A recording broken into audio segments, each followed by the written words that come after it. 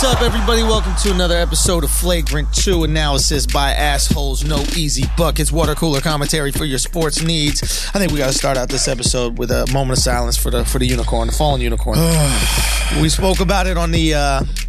We spoke about maybe we should get the video up. We spoke about it at the live show. Shout out to everybody who came to. Yeah, we're gonna give you a definite real shout out. Keep the assholes tight. Throw them up one time. Yes, sir. But this is a throwback. You know, obviously the people that are listening, we're going to do a little narration. Only Knicks fans would say, let's do a moment of silence and then talk through it. Well, because it's an audio podcast. You can't do 5 seconds. It's a moment of silence. It's not For an hour. the video. I'm describing what's going on in the video. Before that, you were talking. Let's do a moment of silence. Alex said, do you want to play the fucking video? He made the video, so now I got to talk through it. I wanted to do a moment of silence. But I'm going to say, no, Alex, don't play your video? Yeah. No, Look at your face. That shit makes me laugh so much. Kaz's face is so fucking funny. I was going through real depression. Fuck Akaash, by okay, so now we can officially do the moment of silence for the unicorn. Okay, that was enough. I think that was a bum-ass motherfucker getting your knee dislocated. Jesus what the fuck is wrong with you, man? Stop trying to dunk over Nigerians. Yeah, man. I mean, you know what?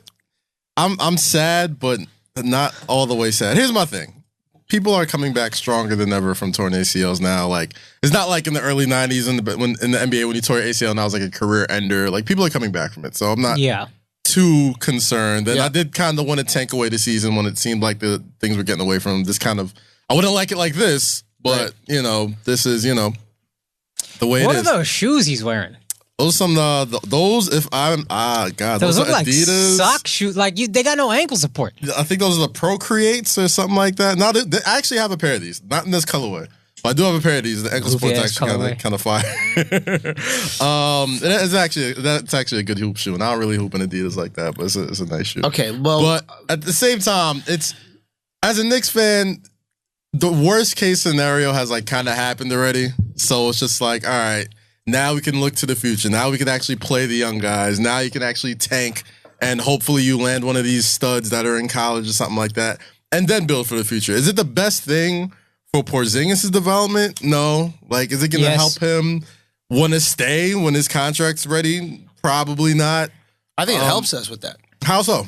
Because he has to still prove himself. Yeah, it hurts his value a little. Exactly. Confidence is going to be a little shaky. Yes, of course, every team is going to throw something at him, but he can't walk around with the big swinging dick because he saw what happened to IT.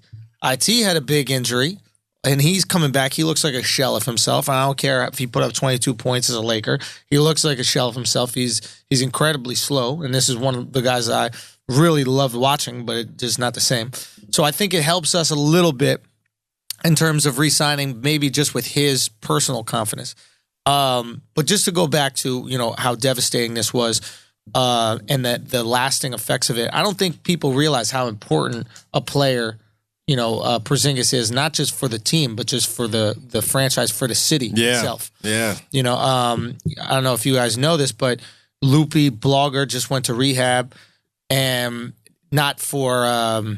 obviously an injury. I was about to say like legitimate or he's like posting about it. It's like I'm watching dead ass? Yeah, he's like I'm watching Intervention on Instagram Live.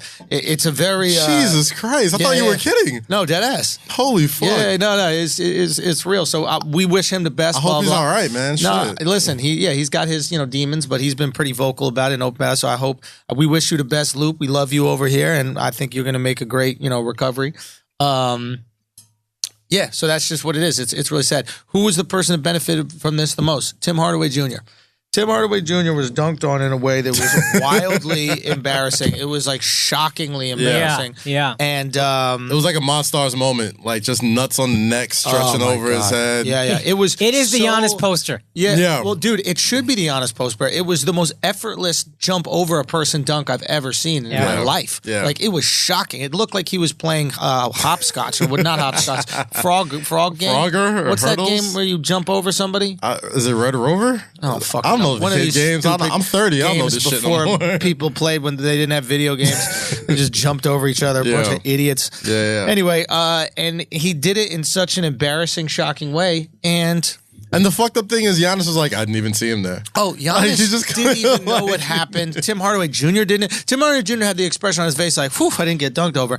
No, you got jumped over. You got okay? cleared. You got cleared. He cleared you like a fucking hurdle. Exactly. You know the All-Star game when like they always have the assisted dunk and the guy will like get jumped over. Even in the dunk contest, the guy will have to duck a little bit to stay out of the way. This motherfucker was standing up and just got cleared. He was playing as good as defense as he can try to in that situation. And he's like, you know what? I'm just going to clear your head right now. It was shocking. Anyway, we're not talking about that dunk because Porzingis, that's the teammate Porzingis is that Porzingis was willing to give up his ACL. Yeah. He was going to give up his knee and millions of dollars potentially to protect Tim Hardaway Jr.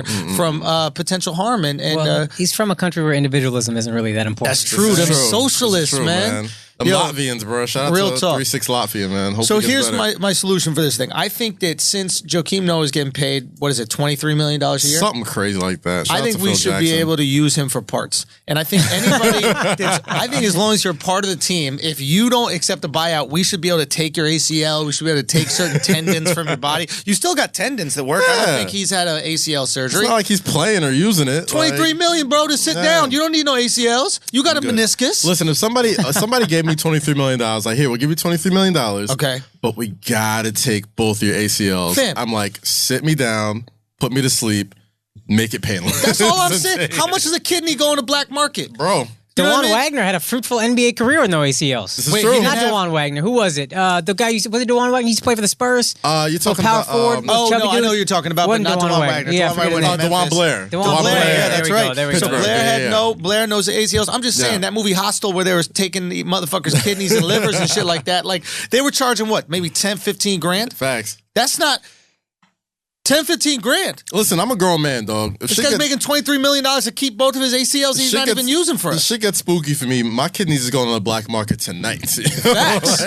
Let's go. Ass, bro. Both kidneys, huh? I'm a pure baby. Plug it out. Both of them, bro. I'm like, listen, man, times is I'll hard, just drink bro. water. Fuck, I need a processed beer for. Fuck all that shit. Fuck all that shit. But yeah, it's sad, bro.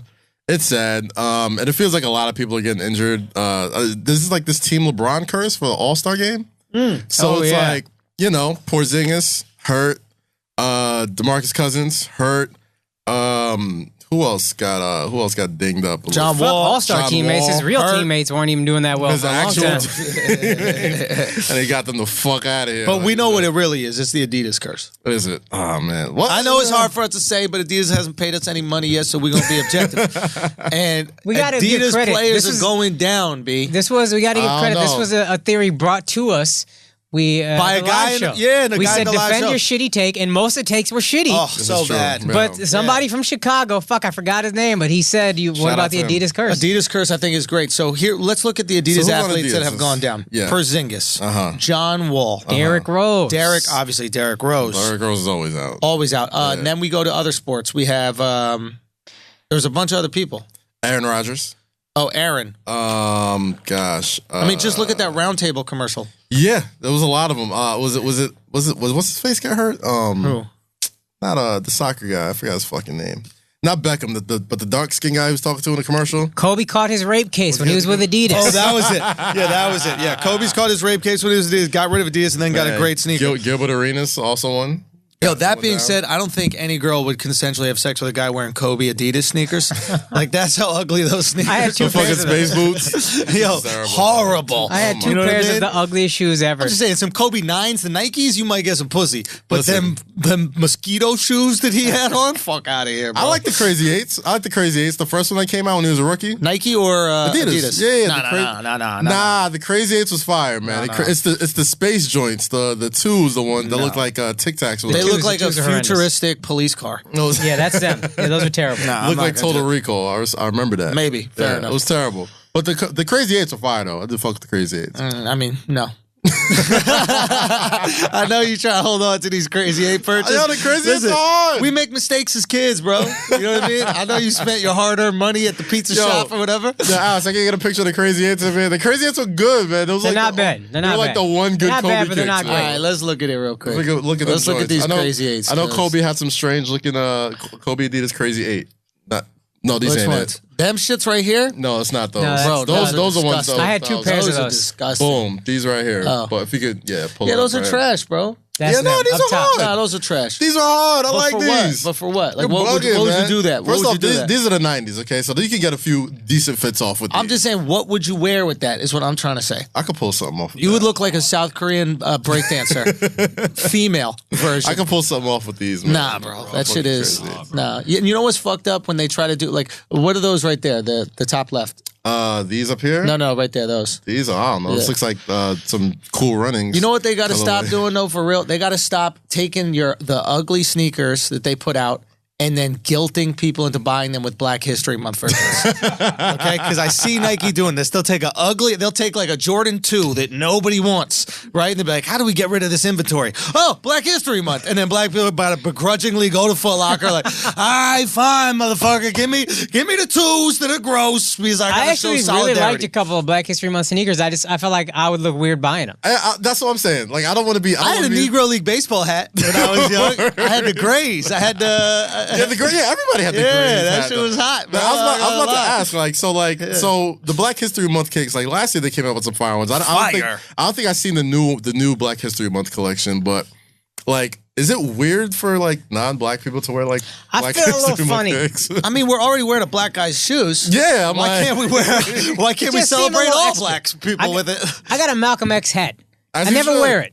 Why don't you wear Because it? it just feels weird. And I put Malcolm X on my Mount Rushmore. Y'all remember? Yeah, I'm a that's big it. fan of Malcolm Yes, X. it But is. I'm like, this is just going to look weird. You can pull it off. You look like an If Indian you were Spike Muslim, Lee you with could do it. You look like an Indian Spike. You can pull it off, man. That is Akaash. Akaash is Indian Spike Lee. Fuck, bro. can see That's that. Nah, hilarious. you'll pull it up. Next, yo, for All Star, you gotta wear the Malcolm X hat. Like, you gotta. All right, bring it out. fine. I'll take it to LA. You have my black man cosign to wear the I'm Malcolm not X wearing it hat. anywhere without You'll you. be right though. next to me. I'm not walking down the street with Andrew wearing Please that, don't especially with his new haircut. Oh yes, hell no, Yo, bro. somebody, I'll be right next to you, bro. I just realized that, you know, it's very unfair to be white. There are no haircuts that are not racist. Okay, I had a parted haircut before, and people are like, "Oh, you're all right." Now I buzz my hair. I'm like, you know what? Let me do no Nah, haircut. man. Now I'm a fucking KKK. You never seen Gordon Hayward's haircut? What's Gordon Hayward has a phenomenal black man haircut, by the way. I thought Gordon Hayward got the white shit I had. Nah, People bro, used to call me Gordon Hayward. He got he the got the taper super white fade one. and stuff. That's like, what these alt-right motherfuckers are doing. Nah, but they do the swoop. He didn't do the swoop. What he did? It was like a fade, low key. Like it was tight. Like it's tight. Get Gordon Hayward up. Get I'm Gordon 100% Hayward's hair, sure bro. he had the Yeah, same in the fucking haircut meantime, as me. Just type Gordon Hayward hair and just see like the fade. Like he's got a black barber. Son. Like, he has one of those things that's like, yo, you absolutely have a black barber. That pulls Or like a up. Russian Jewish barber. Yeah, Those that- look, Like son, boom, right here, that's clean. what are you talking about? There's no comb over. What do you think? Not there. That looks like Andrew's cut. This is my exact cut, fam. What are you talking not about? just your a exact hard cut. single fade one. on the This sides. Every This here? single one is my exact cut. These fades, you weren't getting no fades. I was bro. getting fades You were back in not the day. getting I the started that fade You shit. were not getting the different level of the clippers. I on this was. shit. Trust me, Was bro. it 2 blade or 1 blade? Son, first of all, my guy's a stylist. He's not a barber. My motherfucker's a stylist. He does that shit with a comb and scissors, bro. He ain't out here buzzing. Listen, look, that is a clean fade. You see How how can you it say goes it's not, in? Can you from- bring up an alt-right tiki torch motherfucker and show that this is you put a tiki torch in that guy's hands, you know exactly what meeting he going to. Nah, bro. You see that If guy with Andrew had that khakis cut, and a if tiki Andrew had that torch. cut, people would say, "All right." Exactly. I You don't say know, what you man. want. You like Gordon, so you're This- like, I'm gonna- you know what? I fade. never thought the Nah. old haircut was all right. This one is not This all one- right. this one is but a it's little all right. Son, it's a little buzz. suspect. Listen, if I grow my hair long, I'm a tranny. If I cut it like this, then I'm all right. And if I buzz it short, then there's some racist. Maybe y'all just think white people are racist. Maybe that's a possibility. What about that crazy idea? I'm gonna bring you to my barber. I'm gonna bring you to my barber. When you grow it out, He I'm gonna gonna look get you the ridiculous. fly. Don't I'm gonna do get you that. the fly Gordon Hayward cut. He gonna Son, no listen. Gordon listen. Hayward got the This same idea. fucking haircut as me. This idea that black barbers can cut any hair. I used to go to the black barber shop and ask for scissors, and the look of horror that would Oh, come yeah, over they're the barber's frightened. face. He would have to go to the back. And he'd just be like, I could buzz it to make it look like scissors. I was like, all right, we'll give it a shot. I That think- shit looked like it got clippers. I think that? I got the idea, man. It's the beard, bro. You got to grow it in. He can't. Listen, You I gotta grow can't. it in, I'm not bro. built like that. What you mean not built like that? My facial hair don't grow, man. Yo. You got to eat a lot of processed foods. Drink a lot. I went to public school in New York, okay? I've been eating bologna since I was 6 years old. I still don't grow facial hair. It's just not meant to be. Eat more pussy. Listen, I've eaten plenty of pussy, okay? Trust me. Too much, according to my Jamaican Too friends. much. Yeah, Yo, The funniest comment on Andrew's hair, though, somebody said he looked like G.I. Jane, and that shit killed me. G.I. Jane was good. Rose McGowan was good. I look like I should be, what is it? I'm going to be in Philadelphia too. Alex said I look like Nico from, what is it? Grand Theft Auto. Now, there was some bars. They roasted me up real nice. It was actually one of my favorite things about the new haircut is the Instagram roasting that I received. Yeah, definitely. It was fun.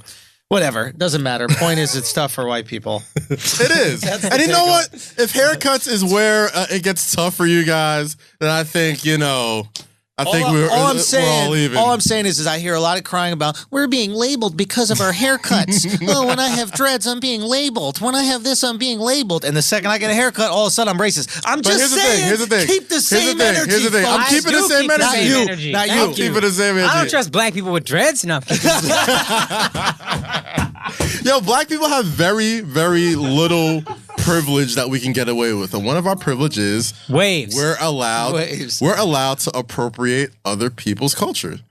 We're allowed to do that. Like, we're allowed to, like you can see a black woman wearing like a kimono or wearing like Asian stuff. Or Tyler the Creator. Tyler the Creator and number white Justin Timberlake. Those did the exact same thing.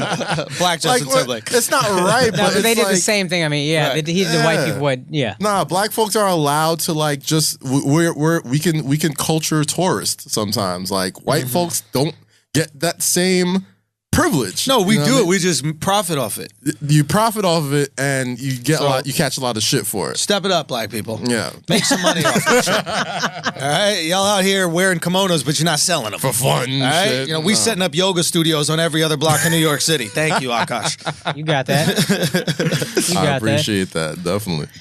Okay, so let's talk about these Winter Olympics real quick while we're talking about. Oh my God! Listen, confession. I'm on a good thing. I know you don't care. I haven't watched this. I haven't watched it fucking second. I know. So there's some interesting things about the Winter Olympics. One I'd like to start with. There was this big article about Kim Jong Un's sister. Yeah, I've read a little bit. His daughter, right? And everybody's making. She's the darling. She's the darling of the Winter Olympics. These fucking idiots over at CNN. Everybody's so interested in Kim Jong Un's sister, and is she the princess of the Winter Olympics? First of all, I just want to go. I want you to find this clip before I say anything about it. Find the clip of the North Korean team clapping in the crowd. And then I don't want to say anything until we have the clip up there, but there's a bunch of North Koreans and they're all clapping in unison in the crowd. Okay, back to Kim Jong Un's sister.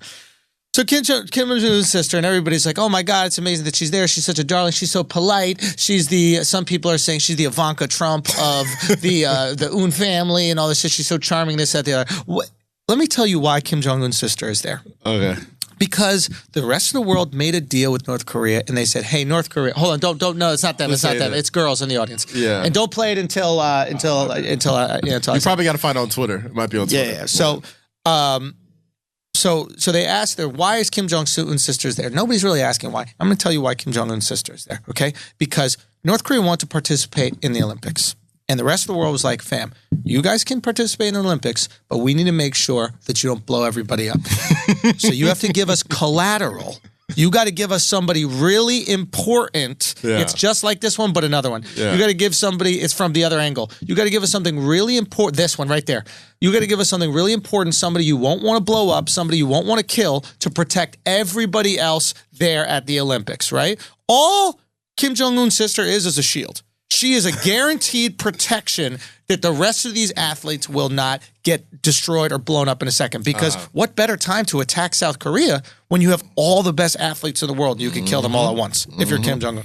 So let's get over this. She's the darling of the Olympics. Yeah, no, the Olympics is like, to me, has always, ever since like 9/11 and stuff, like ever since I was younger, like to me, the Olympics has always been like the scariest sporting event.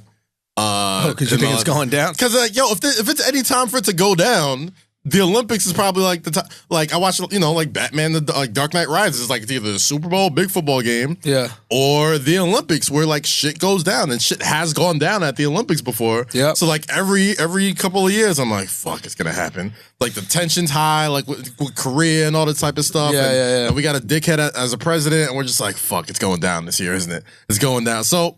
As stupid as CNN is for, trying to make Kim Jong-un's sister like this, like, I don't know, like this darling princess of the Olympics. Olympics. This fashion icon and yada, yada, yada. I appreciate her being front and center, but it still kind of makes me uneasy. It's something I really don't want to be right about. Yo, you want to know some real shit? What? We got no proof that's Kim Jong Un's sister. That could just be the next Asian bitch, and we're just like, yeah, kind of look like them. Oh, you know, they're I cool. think they looked anything alike. That's what my first comment was. They don't look any fucking Nothing thing alike. All right, let's talk about that Asians looking alike. Go to that clip. Go to that clip, please, real quick. Alex put that picture of the girl, and like that really could have just been any Korean girl. I'm like, yeah, I guess that's any Asian girl. Let's go to this clip right here. Let's watch this clip right here. Now we're watching a clip of the North Korean team clapping in unison and doing this rocking clapping thing. I don't want anybody ever to say that Asian people don't look alike ever again. Look at this picture right now. Now, all white people could look exactly alike. All black people could look exactly alike. But when you sit all of us next to each other in the same fucking outfit, we start to have some resemblance. Yeah. These folks right here, it looks like I'm watching, what's that, Despicable Me? Minions. They look like I'm looking at Korean Minions. They're looking the exact, every girl got the exact same haircut, baby hair's laid right. Look at that. Ooh, okay, get you some. They kind of killed that, though. I ain't going front. They had a little rhythm That's to the it. new freezer challenge. That's the new freezer challenge. Hey, yo, hit the quan. Somebody needs to put that shit right there to a Nene and this, all of it. No, they had a little rhythm to them, man. I ain't going front. This is kind of entertaining. Yeah, that's swag. Yeah. Oh, she fucked up. She's dead. Yeah, one of them this fucked bitch up. right here fucked the dance up. That bitch whole like, family is dead. Bye, bitch. Look how fucking frightened she is clapping right now. She knows that's her last claps of freedom. Oh, this chick is gone, bro. Goner.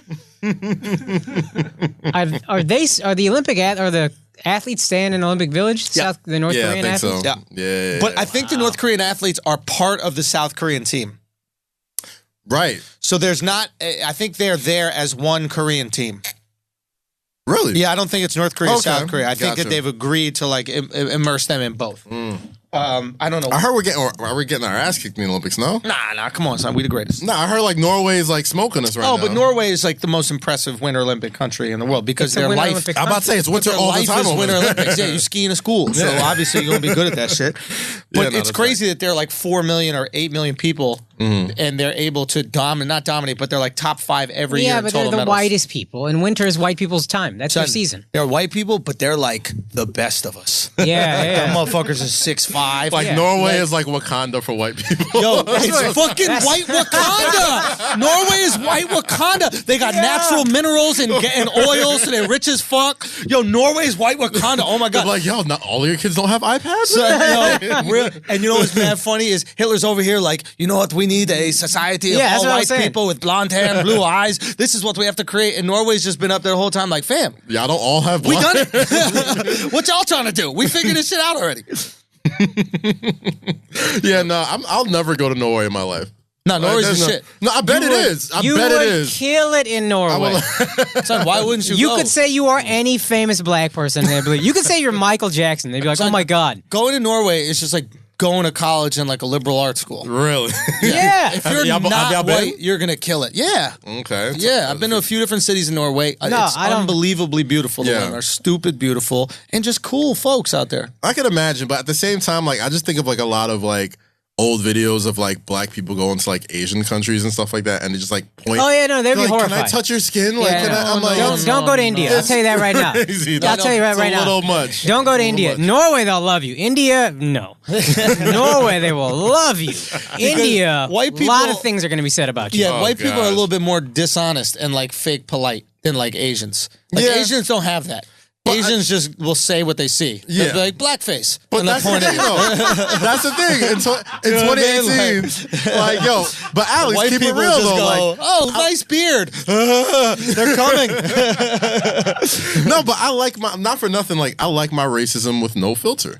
Like, Then that's you're, why I'm. you're, then you're go in the to wrong- Asia. go to the South. Go to Asia. No, I mean, Yeah. like, you know, if I'm going somewhere, like, if, like, You know, as no filter, those people with my haircut.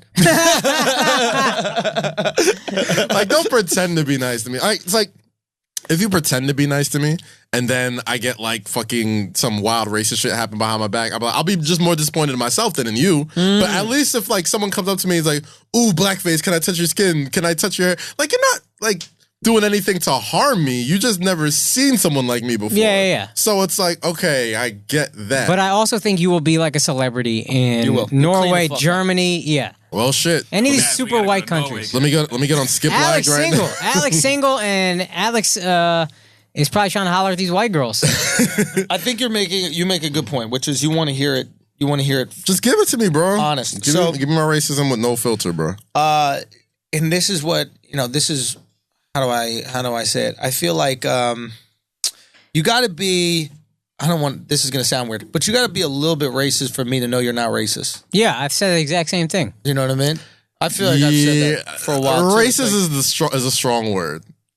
I think there has to be a little. I'm saying to be provocative, but like more the idea is like. Everyone for example, has some smidge of prejudice. I'll have opinions and I'll say jokes that are like racially triggering, right? And then people will go, see, he's some undercover shit. He's undercover racist. Now listen, if I was undercover, you wouldn't say shit. I wouldn't say shit. That's why I knew. That's how you know. That's how I know Andrew wasn't racist. And that's exactly. That's exactly what I said. Because I'm not trying to hide nothing. Yeah. I'm showing you my cards. I'm so comfortable I could joke around about this. I'm the safest person that you should trust. Right? It's the person that is completely. It's like, we can't even have a conversation about exactly. It's like all those. I don't notice race is that motherfuckers are racist. I don't notice race racist, and that's exactly why I said I knew you weren't racist because you would make fun of Indians to me very quickly, like before we met. No, but like 3 meetings in, you had no problem with the joke, and I was like, all right, cool, I trust him.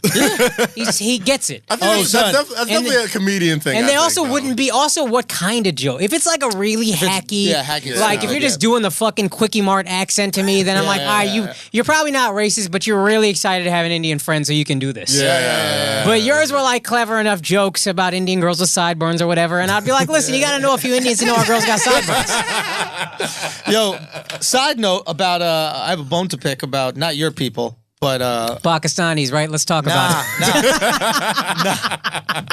I've been waiting.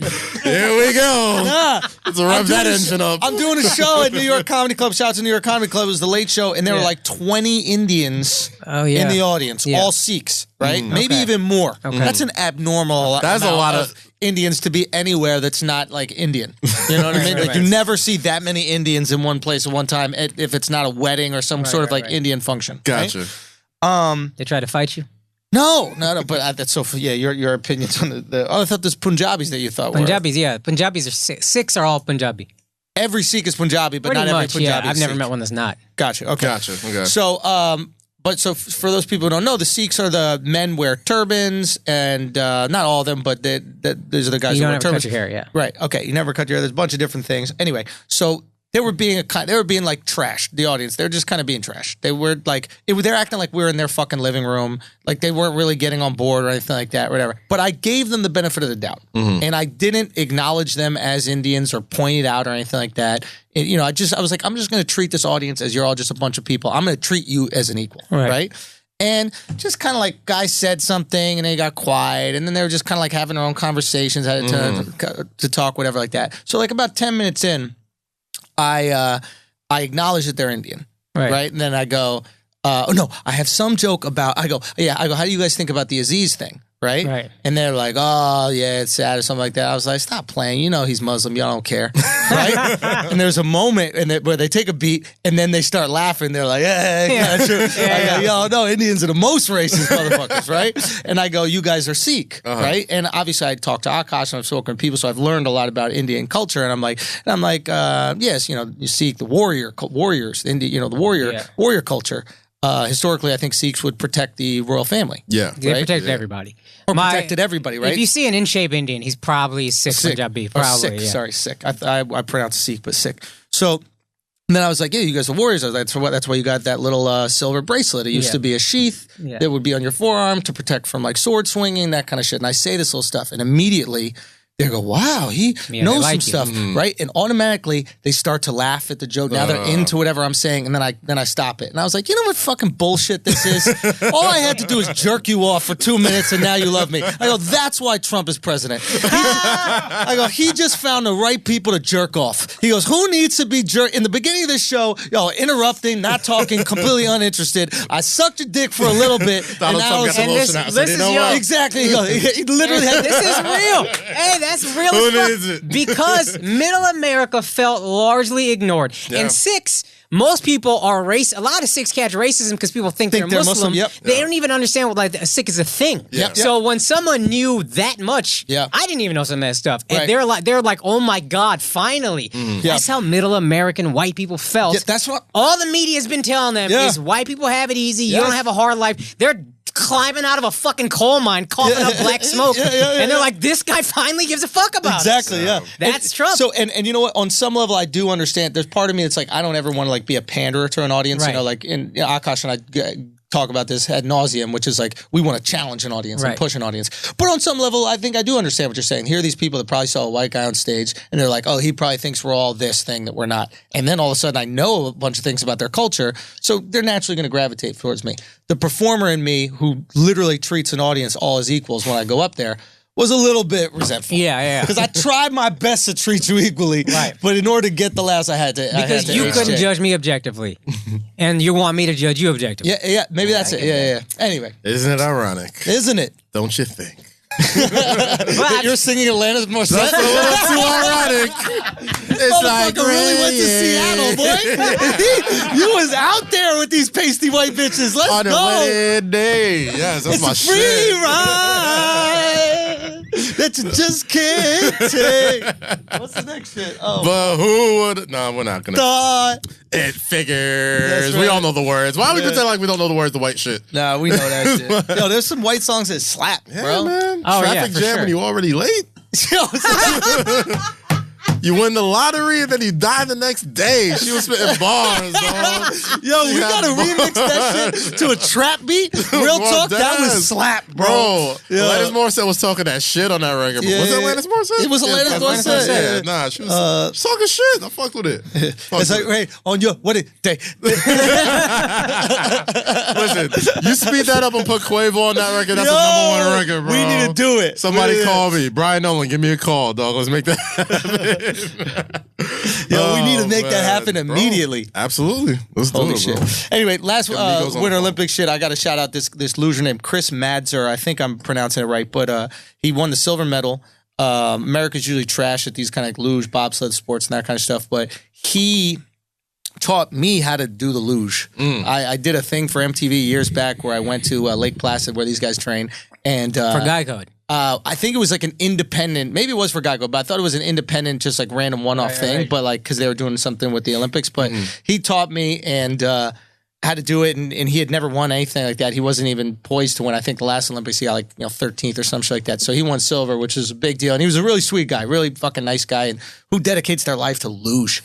You know what I mean? It's just such a random thing. Like in their training, they get to go down that thing like 5 times a day tops. Yeah. Like imagine you could take 5 jump shots a day, and you had to perfect it. Got it. That's it. But isn't it kind of crazy? Like your whole life is dedicated to this thing that you can really spend minimal time doing. So it's. But that's like the entire Winter Olympics, though. Like the Winter Olympics is like the only sporting event where it's like every single sport. I'm just fascinated on how you got to the point where you're like, I want to do that. Like there's like you look at them like I look at professional gamers. Yeah. How the fuck did you do this? How did you get here? I was like, you know what? I could sweep really fast. I can sweep really fast. At least like if you're like dog, like if you see in the Summer Olympics make all the sense in the world, right? Like you know do a guy. They do. Like you have a friend. Let's talk about this. You have a friend, right? Yeah. And you're hanging out one day and you're like, you know, let's play tag. And you have that one kid who just outruns the fuck out of everybody. He's like, you know what? You should probably run for a living. That works out. Yeah. There's a basketball court, right? Basketball courts are fucking everywhere. Yeah. You give somebody a basketball, they just automatically just throw in the shit. The shit's water. It's like, you know what? You should probably work on that. Yeah. Like, At what point are you just like sitting in a bobsled? Yeah. And just like, you know what? I can go really fast on this. You should perfect that. Like, it doesn't happen in regular life. Here's the thing. We have this way of judging certain sports. Yes. Right? Like curling, for example. Curling's so stupid. What a dumb fucking sport. Every sport is stupid. Every sport is stupid. I'm going to take this bouncy ball and then I'm going to throw it into a hole that's a little bit bigger, the bouncy ball. I can understand the camaraderie that comes with the bouncy ball. Because the whole world plays this game. Sure. You go to America, you can make friends any day of the week playing this bouncy ball. Sure. Football, we can all talk about this. People will download podcasts about this. The curling podcast community is probably much smaller. But now you're not justifying the sport. Now you're justifying the interest in it. Sure, but I can still understand getting into it. Right, but like it's like a religion. Like Scientology is no more absurd in terms of what they believe in than any other religion, right? All right, but Scientology, meaning this, like they're like aliens came down and gave us this religion or whatever it is, right? Like that's no less for a non-believer. For a non-believer, that's no less believable than Jesus came down and died for us, and walked on water. But their religion is like 50 years ago. Like, you can Google this guy. Like, this guy was an actual person. So yours is more because you can't Google? Because you can't. Because it's just like, you can't prove our shit ain't fake. You can't prove our shit. There is more empirical evidence that this dude is doing it just to make money. Yeah. Facts. Is there? Yes. Yeah, empirical evidence.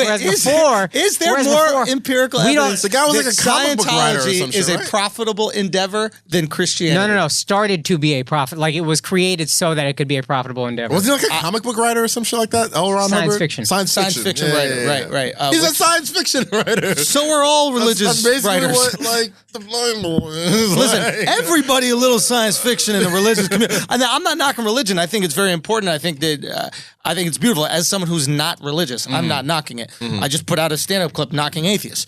That being said, there's a little science fiction in every single one of these. Okay. You know, Muhammad flew on a winged horse to slice the moon in half. Do you know what I mean? Like, you got to bend physics a little bit. A little bit. Do you know what I mean? Like with Greek mythology, too, it's like, it's basically like the story of Thor.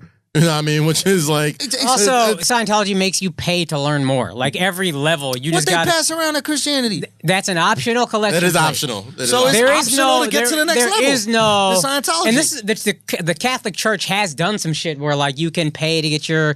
sin, whatever. But that was hundreds of years ago, and they haven't done it since. And that was the time that's acknowledged as being corrupt. Yeah. Scientology, they're not acknowledging it as corrupt anytime recently. Jews make you pay for what? The temple makes you pay. You got to pay to go to what's it called, dinner, Hanukkah dinner, and all that kind of stuff. They're gonna buy tickets to that shit. Different than pay to learn more about the religion. You can go read a Torah. You can read a Quran. You can read a Bible. So this is just a modern way of getting a little bit more money out of motherfuckers, but you're still guilting people into giving you money. But I understand your point. It's a little bit more. My point is not knocking any one specific religion, right? And also my point is not knocking giving money, because I think donating money to something that really helps you and it makes you feel better is great. We're just comparing what religion is to what sports is. Exactly. So these sports things. So Scientology, like curling is Scientology. Okay. The rest of the world is like, yo, this is some goofball shit. What the fuck is this? You know what I mean? It's like somebody throw a baseball in the bat and I was like, that's America, damn it. Yeah, exactly. But there's no point like, all right, I'm going to hit the ball and then I'm going to run counterclockwise around the bases. Why don't you run clockwise? Because that makes no sense at all. Stupid. Are you kidding me? Stupid. It's like if you go to a baseball field, it's like, you know what? I'm going to swing the bat with my feet. They're going to look at you like, what the fuck is wrong with you? Like, this girl was telling me a story. This girl was telling me a story about, she grew up here in the city and she had this Asian kid in her class, a Chinese kid in her class, and they were talking about Christmas. And she was, her Asian friend was like, in China, a dragon delivers presents. And she was like 9 or 10 at that time. And she was like, that's ridiculous. A fucking dragon? Y'all are crazy out there. Right? You know what I mean?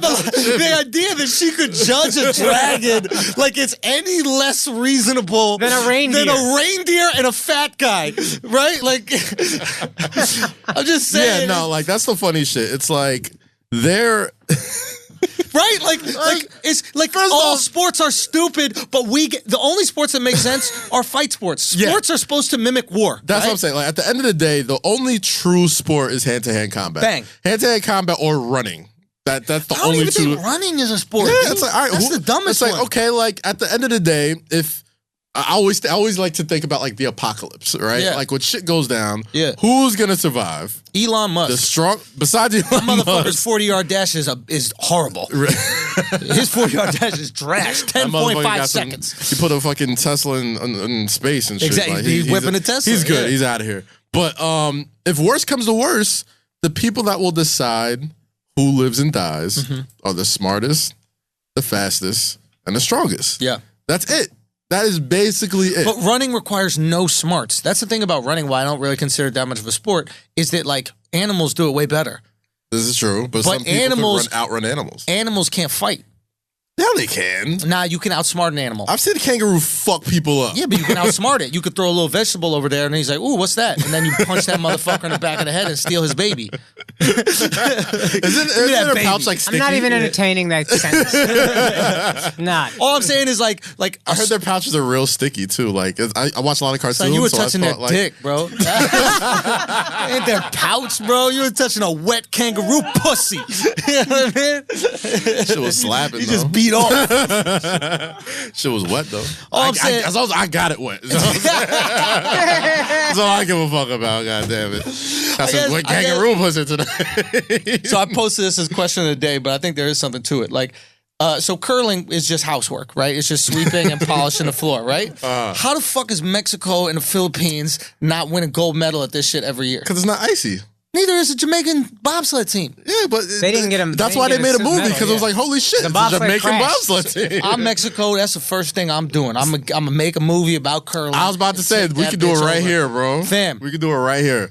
Make the Mexican cool runnings. All I'm saying- Just make it fucking, they're just curling and Yo, shit. real talk, And they sweeping away. They like recruit them from like all like the dirtiest houses and like Exactly, the bro. biggest homes and shit. That's it. And then it's just Whatever like, girls yo. are cleaning up the frat house, you know what I mean? You getting beer stains out the floor and like, clean that's up red fucking cups. amazing. Yo, How you did you- got to. Canada wins gold every year, right? And which I think on some level, you know how Canada likes to talk about how progressive they are Yeah. and how forward thinking they are, and it's like your women are still the best at housework. Do you know what I mean?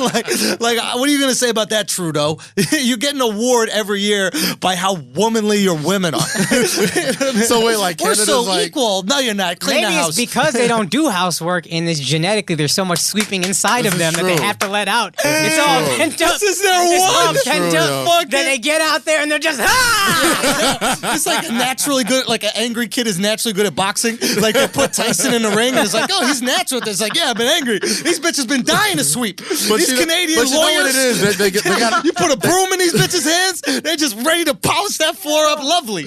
now all I'm picturing is like a fucking Rocky montage with like somebody's trying to like Dun. convince like this Canadian woman to sweep. It was Dun. like, you have to tap into it. It's like, I don't know if I can, and yada yada yada. And then they just like fucking unleash like Mike Tyson when he finally gets angry for the first time and knocks a motherfucker out. I fucking love They it. sweep the shit out that floor and Oh, they win I the love it. gold. I want to be every the year. coach. The women of the team are like, listen, I don't think we don't care what you think. All right, don't women's think. opinions are valued out here. You gonna sweep and make that ice clean.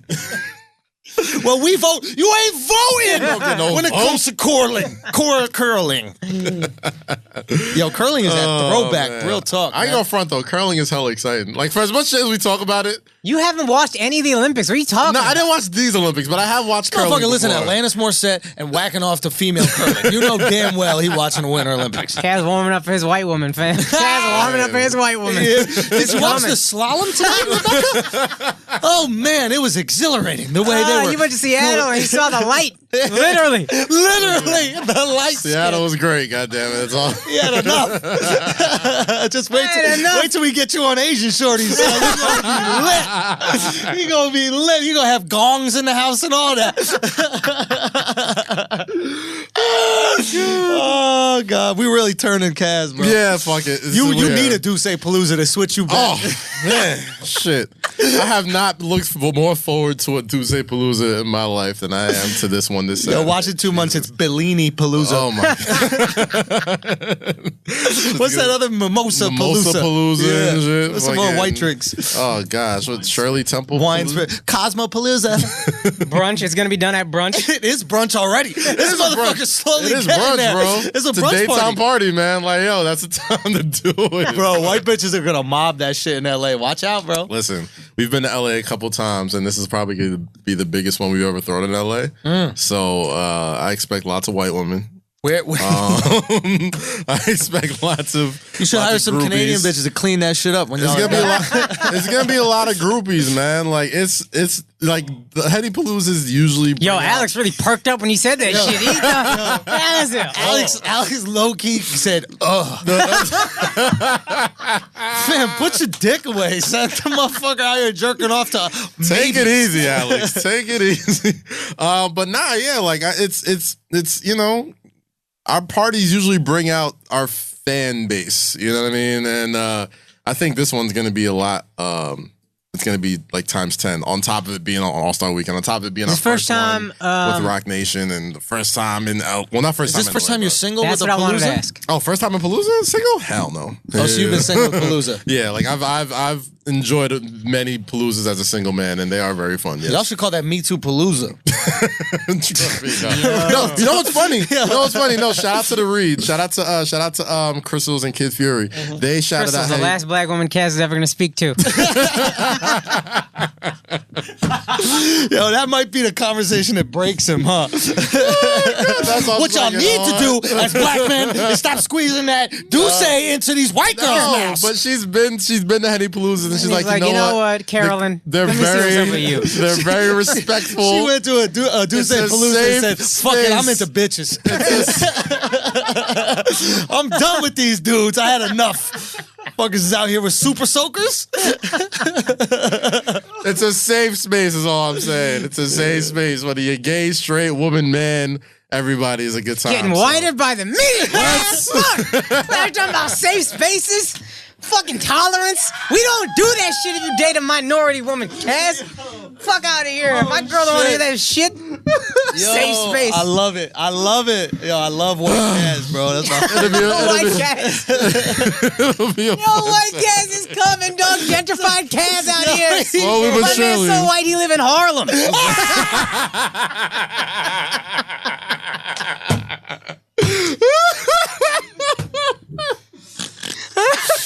Oh, Jesus Christ. I hate all of you.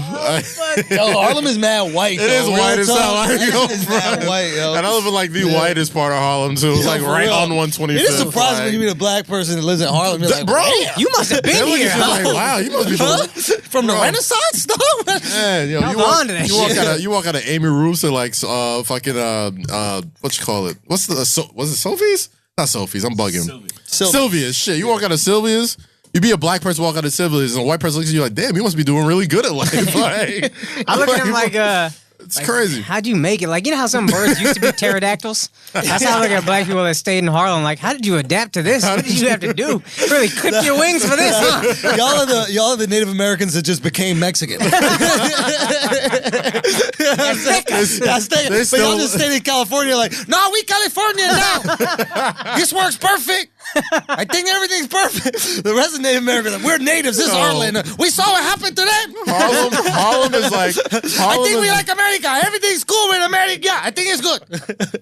Yo, deadass. Harlem is like every casino now, bro. Like every casino has like maybe like 3 actual Native Americans and like 50 million fucking Mexicans that work there. Oh fuck. And it's crazy, dog. Like, but yeah. Shouts to Harlem, yo. Shout out to Duce Palooza. Get 8 tickets at DucePalooza.com. That's what I said. Oh, there's tickets. Yes, tickets still available. DucePalooza.com. Let's get that. You going to that bitch? I think we're going to pull up. Are we going to go? Should we just make a decision now? Yes, Akaash, yes, and leave your girlfriend at home.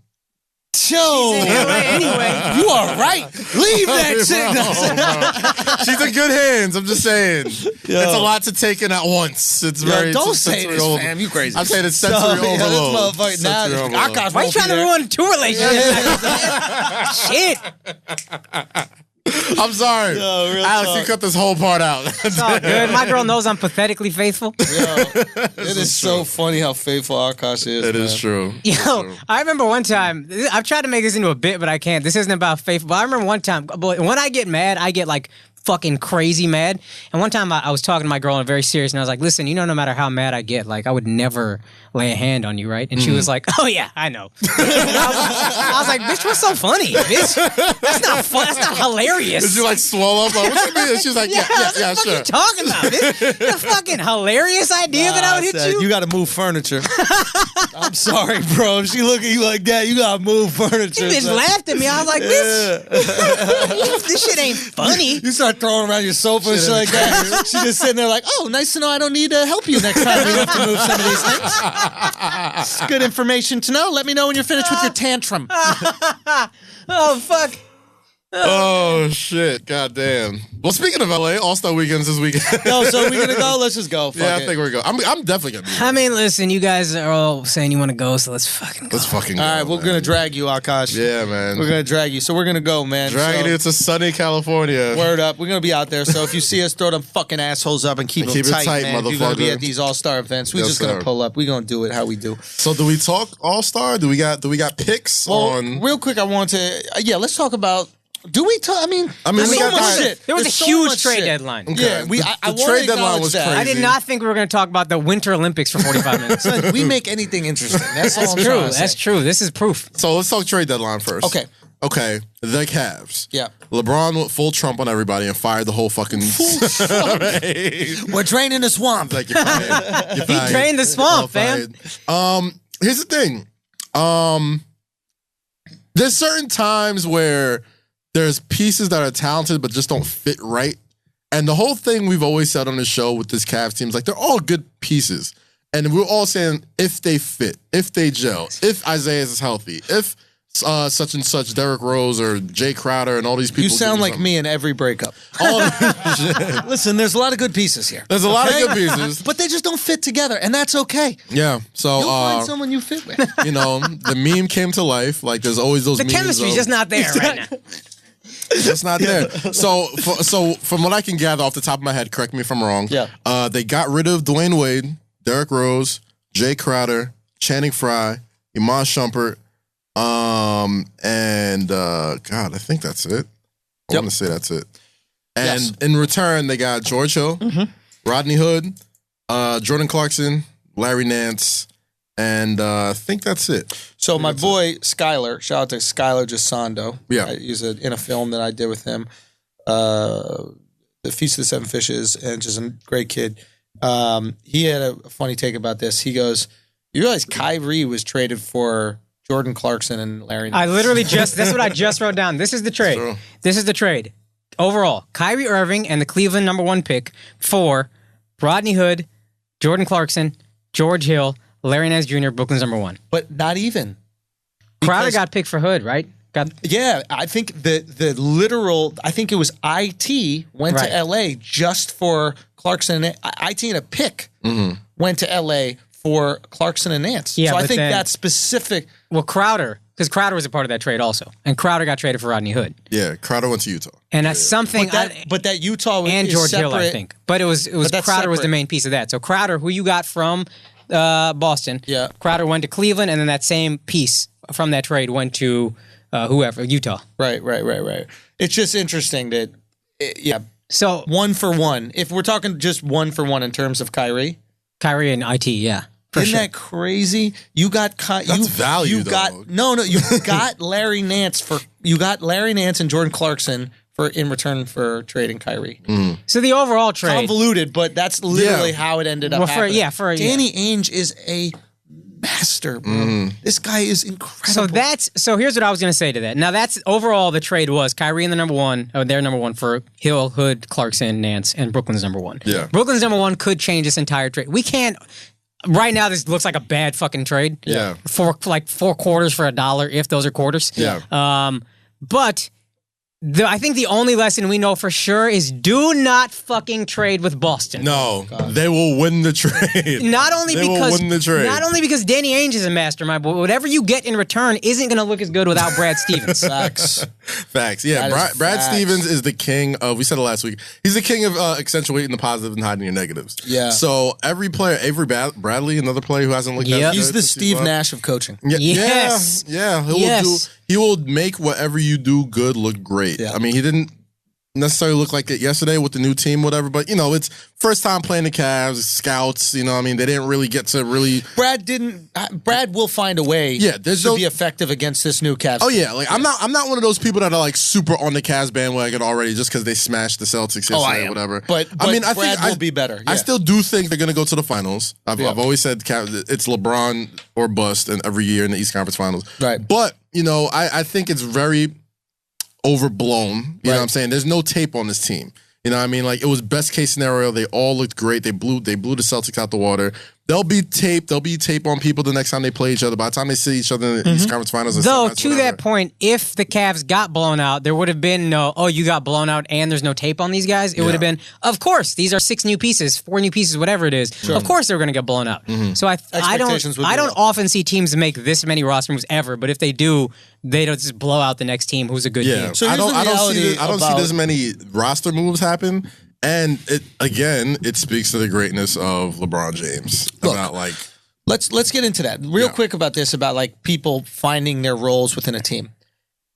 There's only so many offenses that they run in the NBA. Yeah. It's really not that complicated. It's not like NFL where you could have an offense that is so complex it could take years for you to figure out all the different foils and shit like that.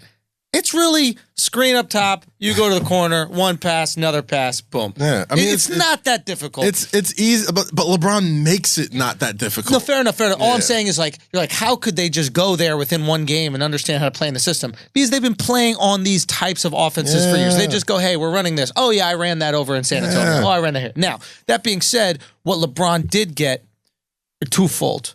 One, he got players that fit within the system that he likes.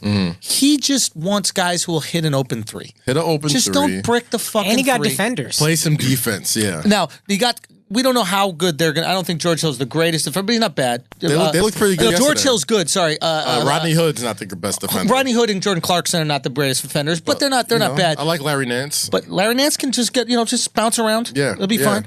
But what he got more, which I think is more important than anything, is LeBron needs people who adore him. Yeah. He needs younger players who look at him googly-eyed and go wherever the fuck he says to go, don't complain, who do exactly what Jordan Clarkson said in the interview, which is are Robins to his Batman. George Hill. Was it George Hill or Clarkson? George Hill said that. George Hill, yeah. So George Hill said that. Yeah, sorry.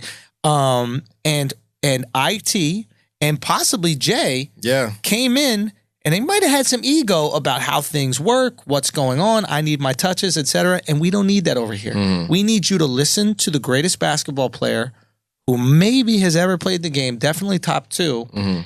And we need you to go to the places where he tells you to go, and he will take you to the promised land because he's gone there every single year for the past, what is it now? 7 years. This will be 8. If he makes the finals, it'll be 8 straight years of LeBron. So I don't even need you to offer your opinion on anything. Shut the fuck up. Go where he says to go. Isaiah was all up in the press conference talking about, when we get down on each other, we just separate. It's like, bro, you just got here. That's exactly what you're doing right now. Y'all just started losing. You just got here. Like, you just started playing. And you already away from everybody else calling out the team. It's like everybody goes to you for a quote after the game because they know you're going to talk some shit. It's not everyone else. Maybe it's you, bro. Yep. Maybe it's you. And I like, anytime a little guy can hoop with big dudes, that's going to make me want to, root for you. But, man, and then to take those shots. No favors, bro. Take those shots from LA. Now I got my powers back or whatever. He did himself no favors. It's like, you ever been dating a girl and then within like a few dates, she makes a big deal about something little. Yeah. Like you guys get in a fight before you're even... It's the red flag. It's like if you, you've been in big fights with your girl before. Yeah, but it's your girl. But it's a girl. We're talking about a girl you've been on 2 dates with, and all of a sudden, she makes a stink about something, and you're like, you're doing this now? Yeah, for sure. Oh, you are problems. Yeah, for sure. And I think LeBron picked that up pretty quick. Facts. He was like, yo, you are problems. I think the Cavs, this trade is big for a number of reasons. One, I'm pretty sure LeBron stays now. That's one. That's really interesting. Hot take from Kev. I'm pretty sure LeBron stays now. We do need to play back at some point all your LeBron predictions because you have always said gun to your head you think he stays, but you've also predicted retirement. You've also predicted retirement, the Spurs and the Rockets. He's covering all his bases, bro. Yeah, but after this trade, as it stands on February 12th, 2018, I think LeBron stays for the simple fact that I was watching a lot of takes about the whole New England Patriots thing. I think this guy Lane Johnson from the Eagles was talking about how it's a Patriot way. fear mongering. It's not fun. It's fear. It's not fun. It's fear, right? Yeah. And Teddy Bruschi was on SportsCenter today, and he said something along the lines of, "You got to understand, a lot of these kids that Tom Brady plays with grew up with Tom Brady posters on their wall, grew up like idolizing Bill Belichick. You know what I mean? Like, so they come in and they're like, yes, sir, no, sir, Mr. Brady, sir. You know what I'm saying? And I think, and this is, I could be spitballing, I think this is the type of control that they're now fully and openly giving to LeBron James. Every single person on this team, I'm positive, had a LeBron James poster on their wall. Like, these guys are, Jordan Clarkson, super young. Larry Nance, super young. Yeah. Rodney Hood, super young. George Hill's like, maybe he might fuck with Bron. Yeah, even Kevin Love was in high school when LeBron was pro. Yeah, like, but not by that long. But at the same time, they've won titles together. The respect is there. Kev knows what time it is. Kev goes where Bron tells him to go, and he plays the part. Yeah. Exactly. And I think now they're starting to see what works best with LeBron James. And LeBron right now needs runners, shooters, and defenders. That's it. That is it. Same the way Tom Brady needs defenders, running backs, and tight ends. That's all he needs. That's what he needs. Big targets. He needs all that shit. LeBron needs people that will hit his open shots, play some defense for him, and just run with him. You know what I'm saying? He will get you a ball. He will get you a pass. He will get it back, whatever. Just hit the open shot. So just hit the open shot. So I think LeBron's getting on his Brady shit now. Well, this is an interesting thought to that point. Since the decision, 2011, we have been saying, maybe even longer, but since then for sure, we've been saying the way to build a championship team is to just stack the fuck out of your roster. Mm-hmm. Well, I don't think they win the championship. I still think it's the Warriors. But what if with LeBron, it's not stack the fuck out of the roster, it's stack the fuck out of players that complement the greatest. Yeah. The second greatest player ever. Yes. I mean, it's the best they can do. You know what I'm saying? And I think it's better than maybe even, it's not better than having Kyrie, but it's like, it's a team that fits better with LeBron. Yeah, I mean, think about it. Like, Kyrie, I think this whole situation has given me a ton of respect for Kyrie. Yeah. Yeah. Because Kyrie fit himself into the LeBron system. Yeah. And he took that ego check and said, hey, I want to go to the promised land. I want to win that ring. So I'm not going to do whatever the fuck I want on the floor. I'm going to do whatever LeBron wants me to do on the floor. And I think that eventually got to him. Mm-hmm. I think especially since, to Kyrie's point, he felt like he was there first. Not there first, but at the same time, like, sure. He had just signed a big contract right before LeBron got back. But and look, stuff, Native Americans were there before the Pilgrims, and we know what happened. You can't stop manifest destiny. Exactly. Yeah, LeBron James is gun, germs, and steel. Yeah, that motherfucker. LeBron James is smallpox. You know what I mean? Everybody out of here. So, but I think to his credit, he was able to check his own ego for a certain amount of time. And then I think he, outgrew the situation he was in. Now LeBron has guys that will check their own ego. Yeah. Yeah. And IT could not do that. Yeah. And surprisingly, maybe Jay Crowder couldn't. I can't even fathom how that's a possibility. Shout out to Brad Stevens, dog, because he had that motherfucker believing in himself.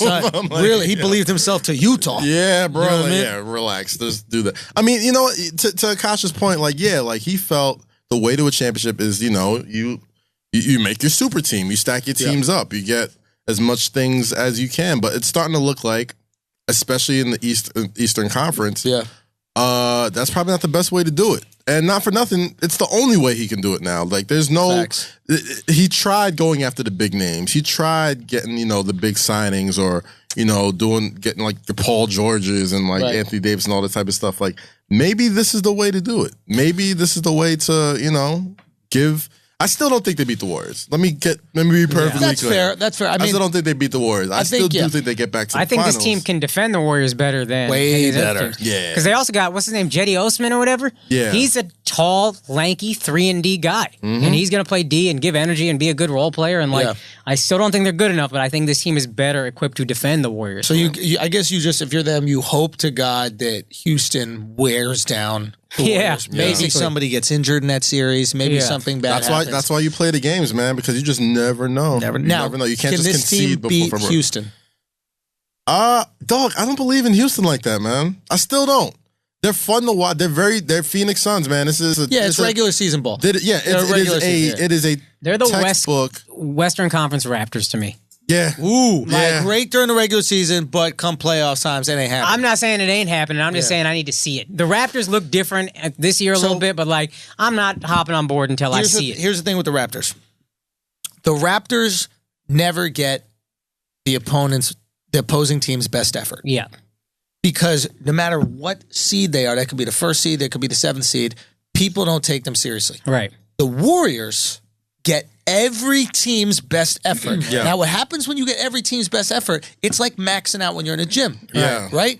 Every time they go to play, they're getting 100% maximum effort. So you know what they're prepared for? Playoffs when you're getting 100% maximum effort. Right. Now, the Raptors, it just so happens they're not getting that maximum effort because they're not taking it seriously. Nobody's season is made by beating the Raptors. Exactly. So what happens is they go into the playoffs, and now they're getting max effort. Yeah. And now games mean a lot. Now games are televised. Now everybody's watching, and games slow down.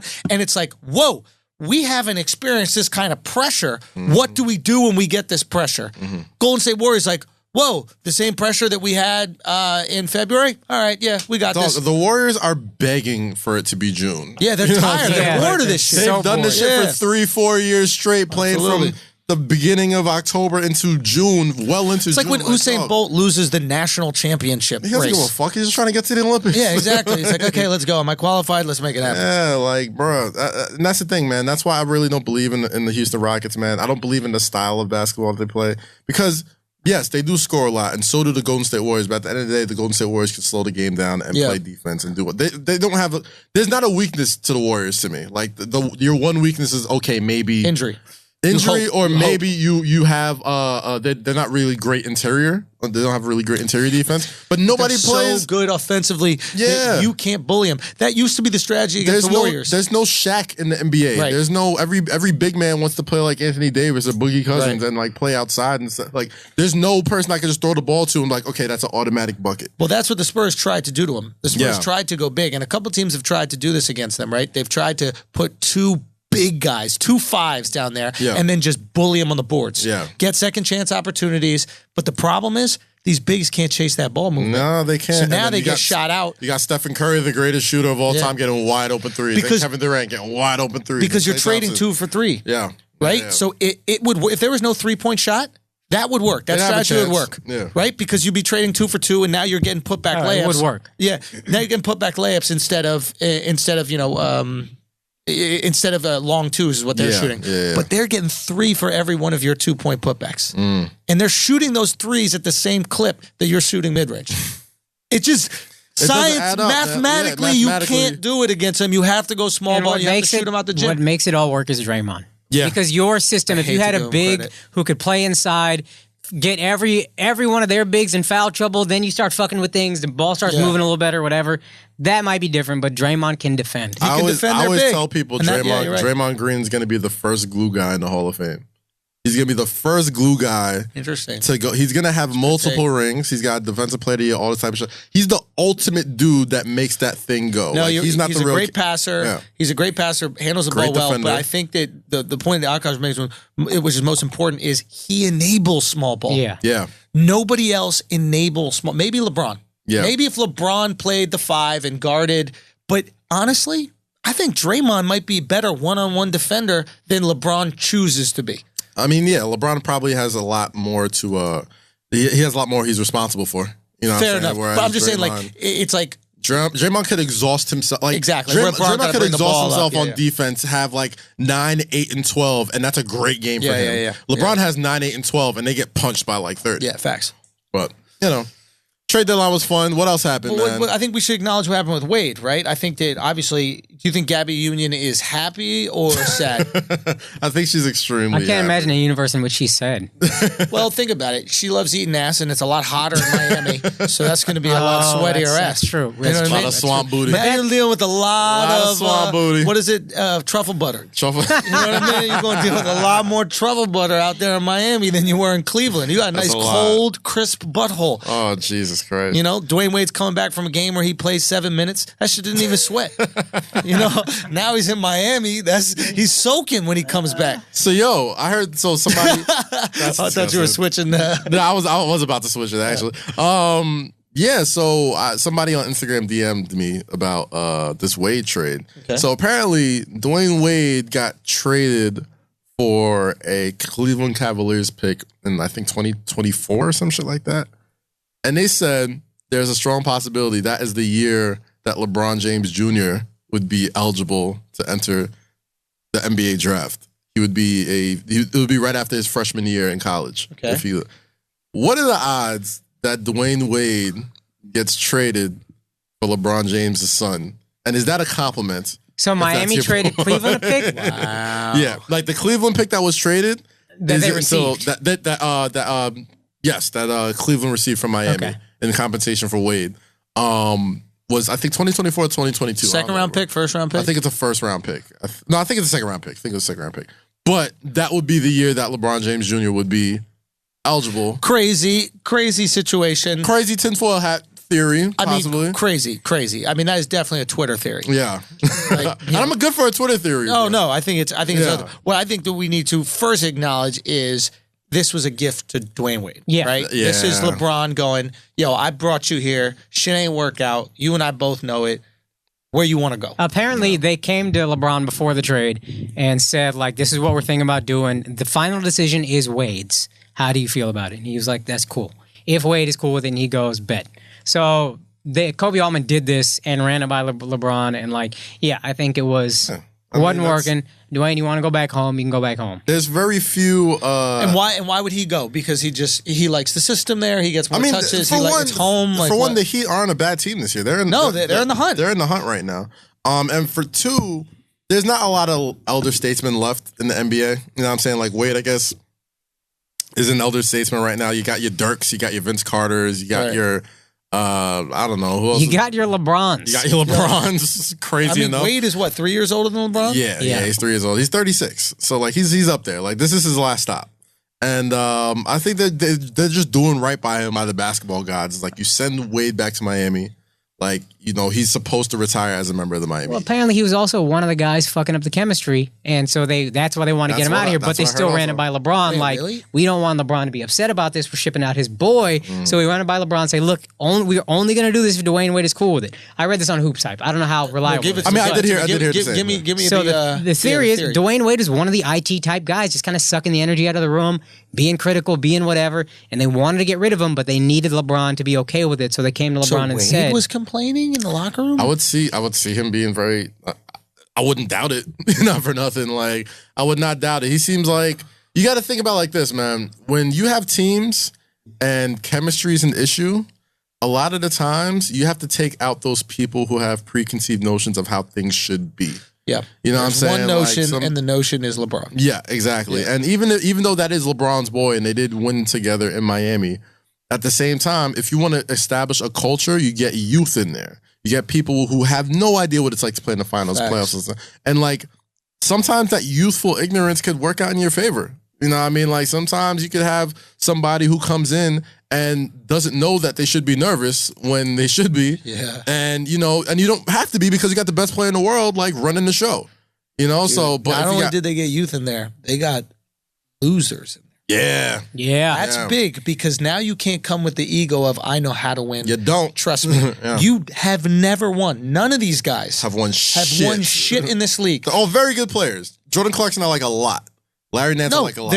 I think they're all very good players. They just haven't won been shit. part of George Hill maybe. Exactly. See, that's okay. So wait, George Hill, but George Hill hasn't even been to the promised land. He's been with the Spurs, and he's been with Indiana, and they had some good teams. But Conference Finals is the deepest he's done with the Pacers twice. All right. So and since and who beat him? And since since then he hasn't done shit. But it's like this is how you recruit for ISIS, right? You get people who are in dire situations, right? Right. And you say, hey, here is a ticket to the promised land. Here's a ticket to the finals. You just got to do whatever I do. None of these guys blowing themselves up for ISIS are going, hey guys, I got a different idea. Maybe we take a more diplomatic approach to expanding the caliphate. That's not how it works.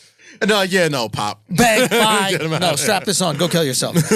So I think you have people who are willing to be devout believers, and realistically speaking, that's what LeBron needs. Yeah. He doesn't need dissent. He doesn't. I don't think he wants to go to and on top of that, and you still got to play in the back of your mind, like, okay, like LeBron still might leave. They still have the Brooklyn pick, one. Yeah. And two, I don't think LeBron wants, after going through all the ordeal that he has to go through with all the veterans that he just traded away, I don't think he wants to go through that again in another city with a new team. Yeah.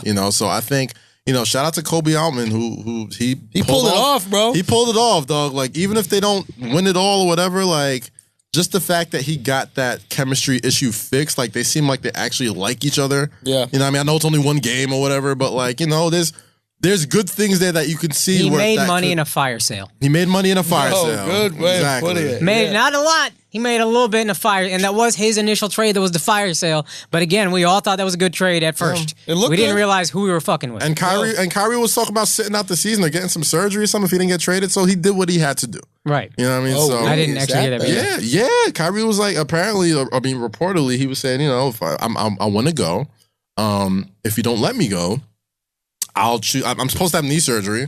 I'll just do it now and just sit during the season. I'll wait till the beginning of the season to get the surgery. And then that's when they just was like, all right, yeah, he's got to go. Have you heard, and if you have, do you put stock in the rumors that LeBron was incredibly unhappy with management because one of the reasons is he didn't want Kyrie traded. He said, let me talk to him before you guys trade him. And then they just traded him. I heard the same thing. I didn't hear that. I heard the same thing. I heard, LeBron. And apparently, like, when it happened, like, I remember when this whole thing was happening. I think, like, Kyrie was doing some shit in, like, China or some shit for a while. That's right. He was gone. He was doing some shit for Nike in China while the trade rumors started, like, really bubbling up. And I think Bron wanted, like, to be the fucking, the negotiator, like the negotiator, and just negotiate with Kyrie and just trying to convince him to stay for this one last hurrah. And they didn't even speak, apparently. Like, if you watch the First Take interview, they asked Kyrie, like, yo, did you and LeBron speak? And he's like, nah. Why would we speak? Which kind of makes him put less faith in the fact that LeBron won, because LeBron got Kyrie's number. Yeah, but still. But he didn't know he was going to be traded. Yeah. So if he didn't know he was going to be traded. Well, he knew he requested, right? So at that point, there was a gap between the request and the trade. I think that's what frustrates LeBron. LeBron is like, look, I'm the most underpaid athlete on the planet. The only thing I'm asking you to do, even though you're underpaying the fuck out of me, is run every decision you make by me for this franchise. Yeah. And I think it's a pretty reasonable request. He doubles the value of that franchise. It is reasonable. My issue with that is I think that's what's hurt him in the long run. I think a lot of the moves he wanted the first time he's with the Cavs, those are moves he wanted. They made to appease him, and it was a garbage supporting cast. Yeah. I mean, Andrew Wiggins turned out being not that great, but like the Kevin Love trade, I didn't think it was a great trade to do that for LeBron. But a lot of the moves he demands. But they won. They got the ring. They got the ring. And they could have had 3. But it's not like they weren't close. Kevin Love was injured the first time, and the second time they got beaten by arguably the best team in the history of basketball. Yeah. So it's not like these decisions weren't good decisions. Maybe he didn't make decisions early in his career that were that great, but what NBA player really understands the game at that point? He's a child. He's a kid. You know what I mean? Like, Jordan didn't win shit his first, 6, 7, 10 seasons or something like that? 7, I think. I don't think he won until he was like 30 or something. So it's like, and then he starts to understand, or at least Phil understood, like, what pieces need to go around him. Yeah. And that's what I wish LeBron had. I think he kind of had it with Riley. But they didn't do a great job. But that's why LeBron and the Spurs is so just appealing to me. LeBron wants the keys, and I'm sorry. You're not taking the keys from Pat Riley, though. You're not taking the keys from Pat, but you can take the keys from Dan Gilbert. Yeah.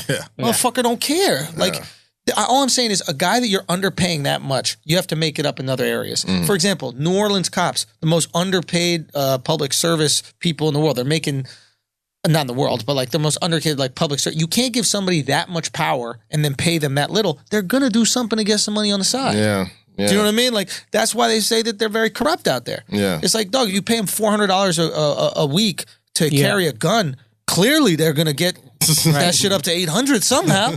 You know what I mean? So it's like if you're underpaying somebody that much, and you truly are. I don't want to compare New Orleans cops to LeBron James by any means. My point is like you're gonna have to give him or them, like New Orleans cops, for example. If you know you can't pay him that much, allow them to be security guards at bars or something at night. Yeah. You got to do something, because if you limit what they can make, they're gonna make it illegally. And just like LeBron, it's like if you limit what he can make for this team, that he's making billions of dollars in terms of like equity worth.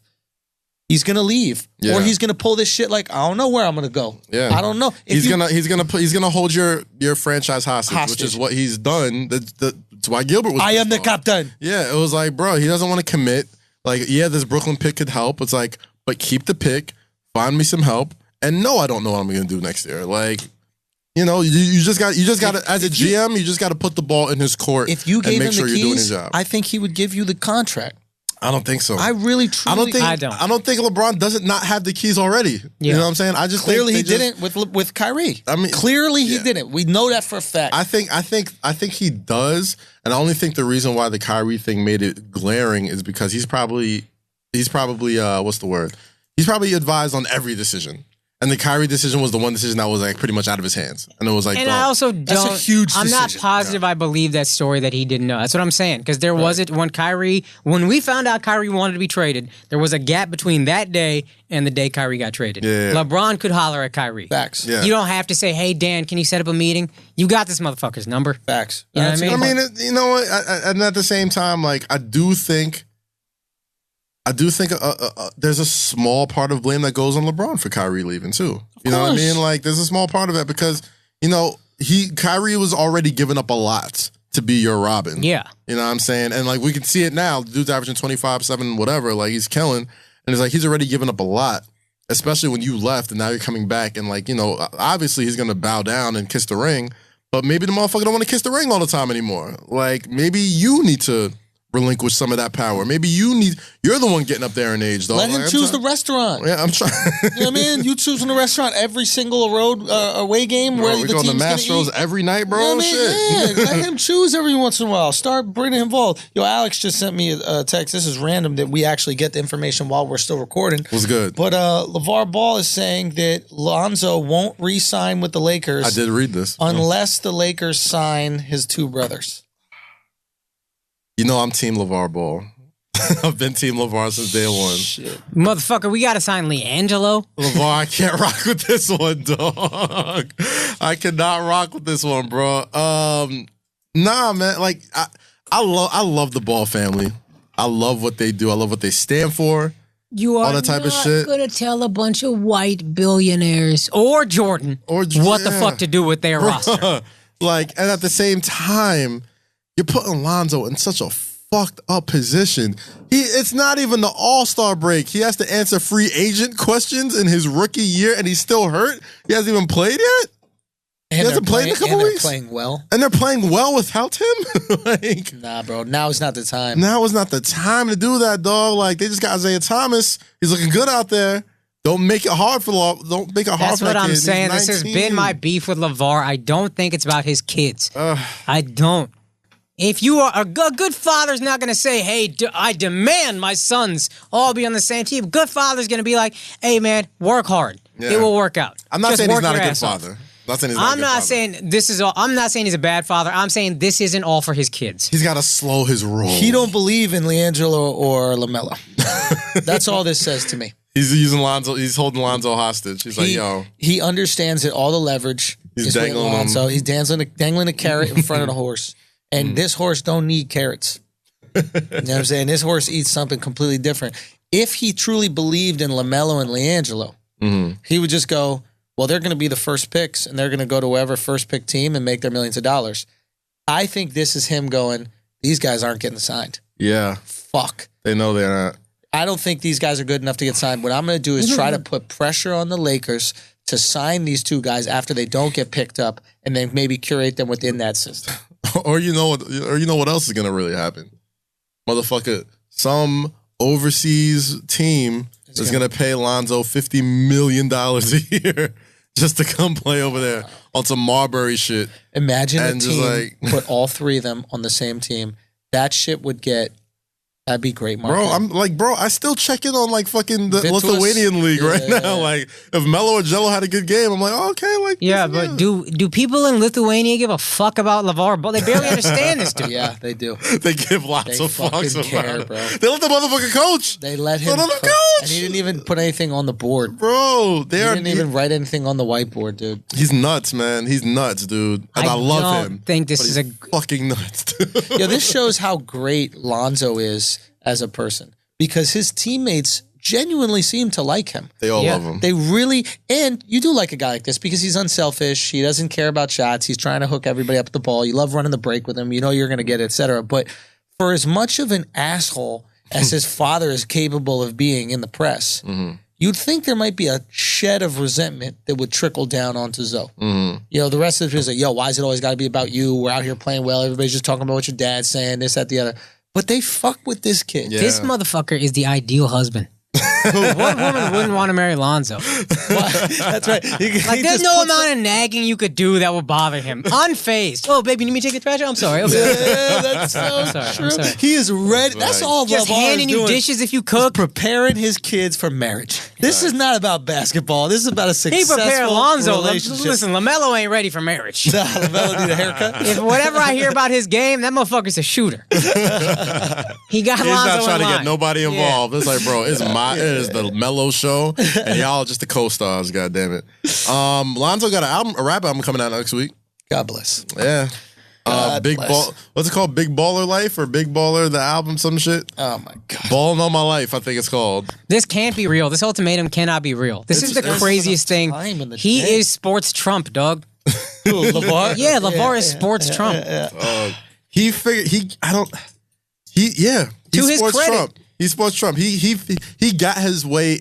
He meddled his way into the system. Of course, in a way I've never seen in my entire life. I've seen it. It's Trump. Besides Trump, to his credit, Trump's win. In today's society, we just keep talking about it. We keep giving it press, and it keeps winning. He just raises his profile. His son gets another couple 100,000 Instagram followers. I mean, he has done a lot for his kids. I just don't think it's all for his kids. And you know what's fucked up about it? On top of all this, to y'all point. It makes him believe that Melo and Jello aren't going to get signed. It's like, what if somebody they're not draftable? They're not draft ready. You know what I'm saying? So it's like, yeah, I want to sign you, but like if the fucking Bucks want to draft such and such, or whatever, but they know nobody's checking him. Maybe Melo. Maybe if Melo fucking. But is Lonzo good enough to say you got to sign these two if you want to keep Lonzo in 4 years? Even if he is good enough, look at the present NBA climate. They don't give a fuck what you think. You think Blake Griffin didn't want to leave LA? No. They sent them. I was like, all right. And Blake Griffin actually did some shit for them. True. You know what I mean? That was a max player. He was a max. They just signed him to a max this year. Yeah. This year. And they're like, nah, motherfucker, go enjoy Detroit. Magic Johnson don't give a fuck. Bro. He's not bowing down to nobody. Unless Lonzo steps in, I think this could be the straw that breaks the camel's back. Like, Lonzo has to say something about this. He has to. Like, he cannot sit back and he can't continue to let LeVar like do this shit to his team. And I'm not saying that it's fucking up team chemistry or whatever, but at the same time, it's gonna say a lot about Lonzo if he just kind of lets this slide. I don't think he can let this one slide. And if he does, he's kind of a pussy. I mean, he just is so accustomed to his dad saying wild shit and just ignoring it. Yeah, like at some point, he is a defeated husband. Every kid has that one time where you got to challenge your dad. I don't think he's challenged his dad yet. Never. Like he hasn't checked him. Like everybody's grown up. Yeah, you might get the shit slapped out of you, but you got to do it. I think LeVar could take him. I think LeVar beats up Lonzo. I think LeVar could go. Almost I think LeVar could go. Yeah, LeVar's a big dude, dog. Like he's not. He got the dad strength, all that shit. Yeah, man. LeVar could go, fam. He could probably beat up all three of them at the same time. He's probably got like a 19-year winning streak against Lonzo. He's been beating his ass his whole life. No. You don't want to do that shit. Wait for 2 years. Wait for your first deal outside the rookie contract. Facts. That rookie contract deal is not sexy. All right, Ben Simmons said that he doesn't know what an all-star is anymore. I think he has a legitimate gripe as to not being selected to the All-Star team this year. And it's specifically because the other point guard that was selected, Goran Dragic, statistically had a worse first half of the year than him. Yes. And so I don't understand, and maybe I'm missing something. Maybe it's based on record. Maybe it's based on, this is what, like, people, this is not people voting. I think the people only vote for the 5 starters, right? Yeah, they only vote for the 5 starters. So this is coaches, but... peak season. Yeah, I think they're doing the rookie ice out. The icing. They're going to have him there anyway at the rookie challenge. So they're like, why don't we give this to Goran? Yeah. They wanted some diversity there. What is diversity or just like, you want to get more people in there, yada, yada, yada. It's like... I mean, Goran isn't a big draw. And that's weird the thing. To me, like, business-wise, it's peculiar. Business-wise, it's like, like, I want to see Ben Simmons in the All-Star game. Like, business-wise, it's better for the All-Star game. If Goran was Asian or like Chinese and you had the huge Chinese market, then it'd be a smart move. But he's from a country that's got like 1 million people. Yeah, I guess. So what is... I mean, Goran's had a good year. It's not like a 17, standout 6, and year. 6. Yeah, it's a good year. And I think Ben's year is 17, like 9 and 8 or 9 and 6 or something like that. They've had similar years, but Ben's is a little bit better, and he's a much bigger name, much more flashy and interesting. It's just peculiar to me that. But you know what? This kind of makes me really want to watch the rookie sophomore game, the Rising Stars game. Now. Yeah. Because it's like, Ben Simmons is going to try and go nuts. Yeah. He's going to try and go nuts in that game. Because it was the same thing like when LeBron and Melo were iced out of the All-Star game, and LeBron and Melo were just batshit in that game. Wait, LeBron didn't make the All-Star game? First rookie year, he didn't make an All-Star game. Oh, well, that's what it is. It's just like, you're a rookie, dog. Like, earn your stripes. You'll be there for the next 10, 15 years, bro. But, I mean, I can't. Who's the last rookie to be in the All-Star game? I can't even really think off the top of my head. Derrick Rose? Was Derrick Rose a rookie All-Star? I don't think so. But at the same time, it's like, you're a rookie, bro. Yeah. I will watch you Friday night. I will see you do all of them. There's gonna be no defense, no all that shit. I want to see Ben Simmons going off in an open court, free flowing game that fits his game perfectly. All right. He's got to eat that. You're a rookie, son. All right, take it. Fair enough. All right. All right. So here's a question that I had. Wilt Chamberlain. It has been brought to my attention by my friend Skylar as well that Wilt Chamberlain slept with over 20,000 people, and to our knowledge, did not get a single one pregnant. You can tell by his goatee he's a liar. You can tell, dog. Now. In the 70s, you didn't get nobody pregnant, no STDs. You're a basketball player. Come on. So he's either got the greatest pullout game, legendary pullout game, sterile. That's a possibility. He could just not work. Or, for whatever reason, these chicks aren't claiming that a famous, successful, and wealthy NBA player is the father of their kid. Yeah, what is, or, might I say, maybe Wilt Chamberlain was hiding a little secret. Uh-oh. Maybe Wilt Chamberlain did not sleep with 20,000 women.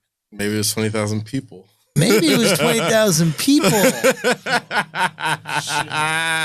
I ain't gonna talk crazy about people who passed away, but I don't know. All man. I'm saying, bro, the numbers don't add up. You sleep with 20,000 women, you gonna either have a baby or you gonna have AIDS. You know what I'm saying? Let's keep it funky, bro. You sleep with 200 women. You gonna have some shit. Yeah, no. There's something. Don't give. You either have a baby or you have a baby or herpes. You have something going on, and you're gonna have another shorty that's gonna come out and be like, he gave me this. Yeah. You're gonna have a shorty that come out and he's gonna say he did this. Something is off here. Maybe he's shooting blanks. That's fair. Maybe he got one of those. Maybe he got that surgery. I don't know if that was available back in the day, but when vasectomy, they cut your vas deferens. Maybe. I don't know, man. I don't know why you wouldn't want to spread that seed if you're like if you're a massive, you're fucking five of an athlete. Son, you fucking 5 girls a day, right? The discipline to use a condom every single time. Yeah. I can't have sex twice a day, especially if I'm using condoms. Both the second time, there's no way I can use a condom. First off, after the first go around, you can't use condoms. Is optional. We out. We out. B. We tapping the fuck out. Bye. It's like we good. Yeah. Hey, I'm going to pee once, clear the chamber. You know what I'm saying? I'm going to clear that shit, get the shell out. Wash the hallway. Exactly. It's like when you cock back the Glock and the shell pops out. That's what I'm going to do. But then we're going after it. But this dude had, I mean, we're talking about a physical marvel. Yeah. Like, literally one of not even just numbers wise, just physically one of the most like amazing gifted athletes. Human beings on the face of the earth. Talk about sprinter, high jumper. Anything. That motherfucker did it all. Anything. Yeah. And two peculiar things. He dies young, relatively. Youngish, yeah. What is he, 56 or something like that? Yeah, he's pretty. I mean, but he's black, so we don't live that long. Especially back in the day. That's the price y'all pay for aging so well. Exactly. Maybe they don't age that well. They just don't age. But so he lives until I think mid-50s, Alex, if we could check that. And then he doesn't get anybody pregnant. Yeah. It is very odd. There's some things. We're basically saying he might have been gay. That he might not have slept with 20,000 women. He slept with 20,000 people. Or he's just a massive fucking liar, I'd like to just point it out. 63. And I'd like to just point out, sleeping with 20,000 people as a gay man, not that impressive. As a straight dude sleeping with 20,000 women, but you can sleep with 20,000 men in David Barton Gym. Yeah, that's easy. That's you go night at the YMCA. Exactly. Yeah, you can bump uglies for a little bit. There might be, I don't know, when gays, I don't know. You gotta be famous to fuck that many dudes. If you do. Do you think he's also counting sex as oral sex or just intercourse? He could definitely be counting sex like a middle schooler counts sex. Well, he started at 15. There you go. That's around high school, right?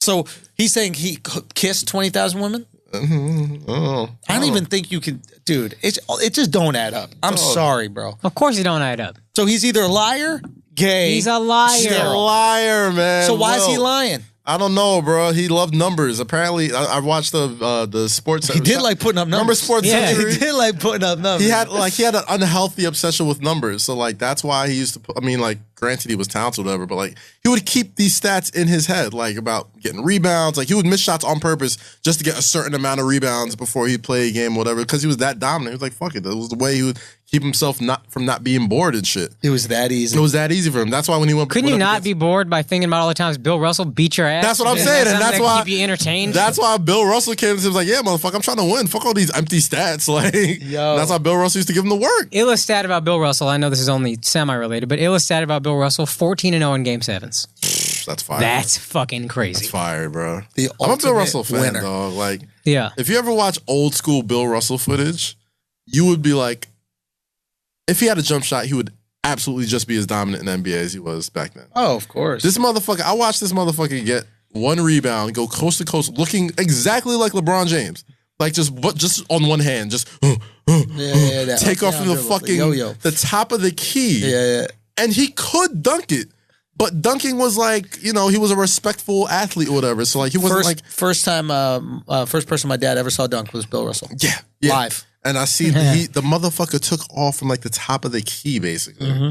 And he could have dunked, like he was like right here at the rim and just said, I think they changed the rules because of him. I think that they made goaltending. Yeah. A like rule offensive goaltending. Yeah, offensive goaltending. Because they would just throw it up to him and he just catch it, jump, throw it back in. But yeah, anyway, it's something peculiar about Will. Shit. We got to talk about it. We got to see. There's got to be somebody who looks enough like him in the NBA right now that we can do a genetic test on. Where's Otto Porter Jr.? Otto Porter Jr. does kind of look like him. He does kind of resemble him just a little bit. I think we need a 23andMe, bro. Oh, no. Yeah, that's also true. You got 20,000 people pregnant and then none of them in the league. You already talked about this while I was in the bathroom? Yeah, I'm just saying it's weird. It's like, Genghis Khan probably made a couple army generals. Yeah. He got everyone pregnant. They're going to be someone follows in the footsteps. Something is off about Wilt. Could Wilt have been an alien? Like even Karl Malone. Wait, what? Could he have been an alien? Man. Or could Wilt be like, how like if you mix like a donkey and a horse, then it makes a mule, right? And they can't have kids. Maybe a superior being came down, had sex with Wilt's mom, created Wilt, this perfect human specimen with some alien-like powers, but it just so happened that connection didn't allow him to make more children himself. Are we getting too tinfoily? I think we're getting a little too tinfoily. Are we getting too tinfoily? For the first You time. asked that question. We're talking if about one of the I'm most serious- perfect possibilities human were- beings Your on the possibilities planet. were- You said either one of these things is possible. He's lying, or he's created by an alien species. Half. Half alien He's species. half alien. It's like Achilles. I'm not entertaining it. I'm just saying he could be half superhuman, like super alien human. Oh, every connection. black person's half superhero. What are we talking about? Jesus Christ. Yeah, I'm creeped out. Yeah, you just we lie. He lied on his dick. That's the moral of the story. Wilt Chamberlain lied on his dick. How many? Let's stop perpetuating this story that he's like 20,000 women. No. Let me ask. Actually, you know what's interesting? Let's ask this. Ric Flair, you saw his 30 for 30. Yes. Great 30 for 30. How many women did he say he slept with every night he was on the road? Oh God. I don't know, but was it Wilt numbers? If somebody, I think Ric Flair's number was a little more believable. if than somebody could go through and rewatch that for us, a listener, and calculate, do the math on how many he said he had sex with over how many years, how many nights a year, and see what number that comes out to. Because that would give us an idea of what Wilt was talking about. That'll be Because he might not, he might have had 5 girls in his hotel room, Yeah. not actually had sex 5 times, but counted that as 5 girls. I'll tell you exactly. I was about to say. I'll tell you this. Like if I'm in a hotel bedroom and I'm just like this, and they're all naked and they're all touching each other, Yeah. and I only had sex with one of them. That's You 6 had sex with girls. 5 I had sex with 6 girls last night. That's the fact. That's the story I'm telling, and I'm just adding that to the tally. And that's probably where he got that I need number an insertion, from. bro. I need to slide it in. I need to slide it in for that shit to be. Because if those girls are like, yo, he raped us, you're gonna be like, one of y'all, not all. So talking about all, y'all was just touching each other. It's like y'all raped me. What the fuck? 6 of y'all, goddammit. I was the one overpowered. Fuck all that shit. Real talk, man. Yeah, man. But shit. What else we on, man? We got 2 things we could touch on. We got the Jimmy G cap situation. Yeah. And then we also got that shot at, we kind of addressed it, but there's the shot at the Patriots is not fun. They're fear-based and that kind of stuff, which I think makes sense, but I think it's also I think it's an unfair statement because every team is run fear-based. Yeah. There's no team where the players on that team aren't worried about not making it or getting cut. This is the nature of the NFL. There's no guaranteed contracts. Yeah. So every single game could be your last game. So the idea that kids are just going out there and having fun and playing ball, that's not the case. You know who can have fun on the Patriots? Robert Gronkowski. Tom Brady can have tons of fun on the Patriots. Yeah. Like there are certain players that have fun, and then there are certain players that know that they could get clipped. I think your man was just drunk, son. Like he's still off that Super Bowl. Yo, they went in, bro. This is still the saddest fucking thing. I still get sad all the time thinking about it. This is like a breakup. It's just hurt me that badly. I keep thinking about it and getting sad, and I'm not watching what I eat. Was the only difference with me and a breakup. The only difference between me and Alex right now is nutrition. That's it. Alex in shape. Alex doing pull-ups and working out. Yeah. Alex looking the best he's ever looked, man. Breakups look good on him. That heartbreak diet. That's just terrible. Fair enough. Nah, but he's wild, bro. Like, cause here's the thing: only one team gets to have fun every year. You know what team it is? The team that wins the whole fucking shit. Yo, Every other team goes home upset. Every other team goes home great. fucking sad. So I'm like, great bro, point. Lane, I understand you just won a Super Bowl. Yeah. I understand you are happy to win a Super Bowl. You brought the first Super Bowl to the city who's been starving for one. Yeah. You gotta chill, dog. Yeah, There's just so chill, many yeah. Patriots fans and Patriots teammates that just long for those glory days to go back to the to Belichick and win those Super Bowls and just have that easy route to the AFC Championship every year and yada yada yada. Like, oh, you just got here. He's bro. like that one American, like after the Revolutionary War, who was sending letters back to England, like, y'all still paying taxes on tea?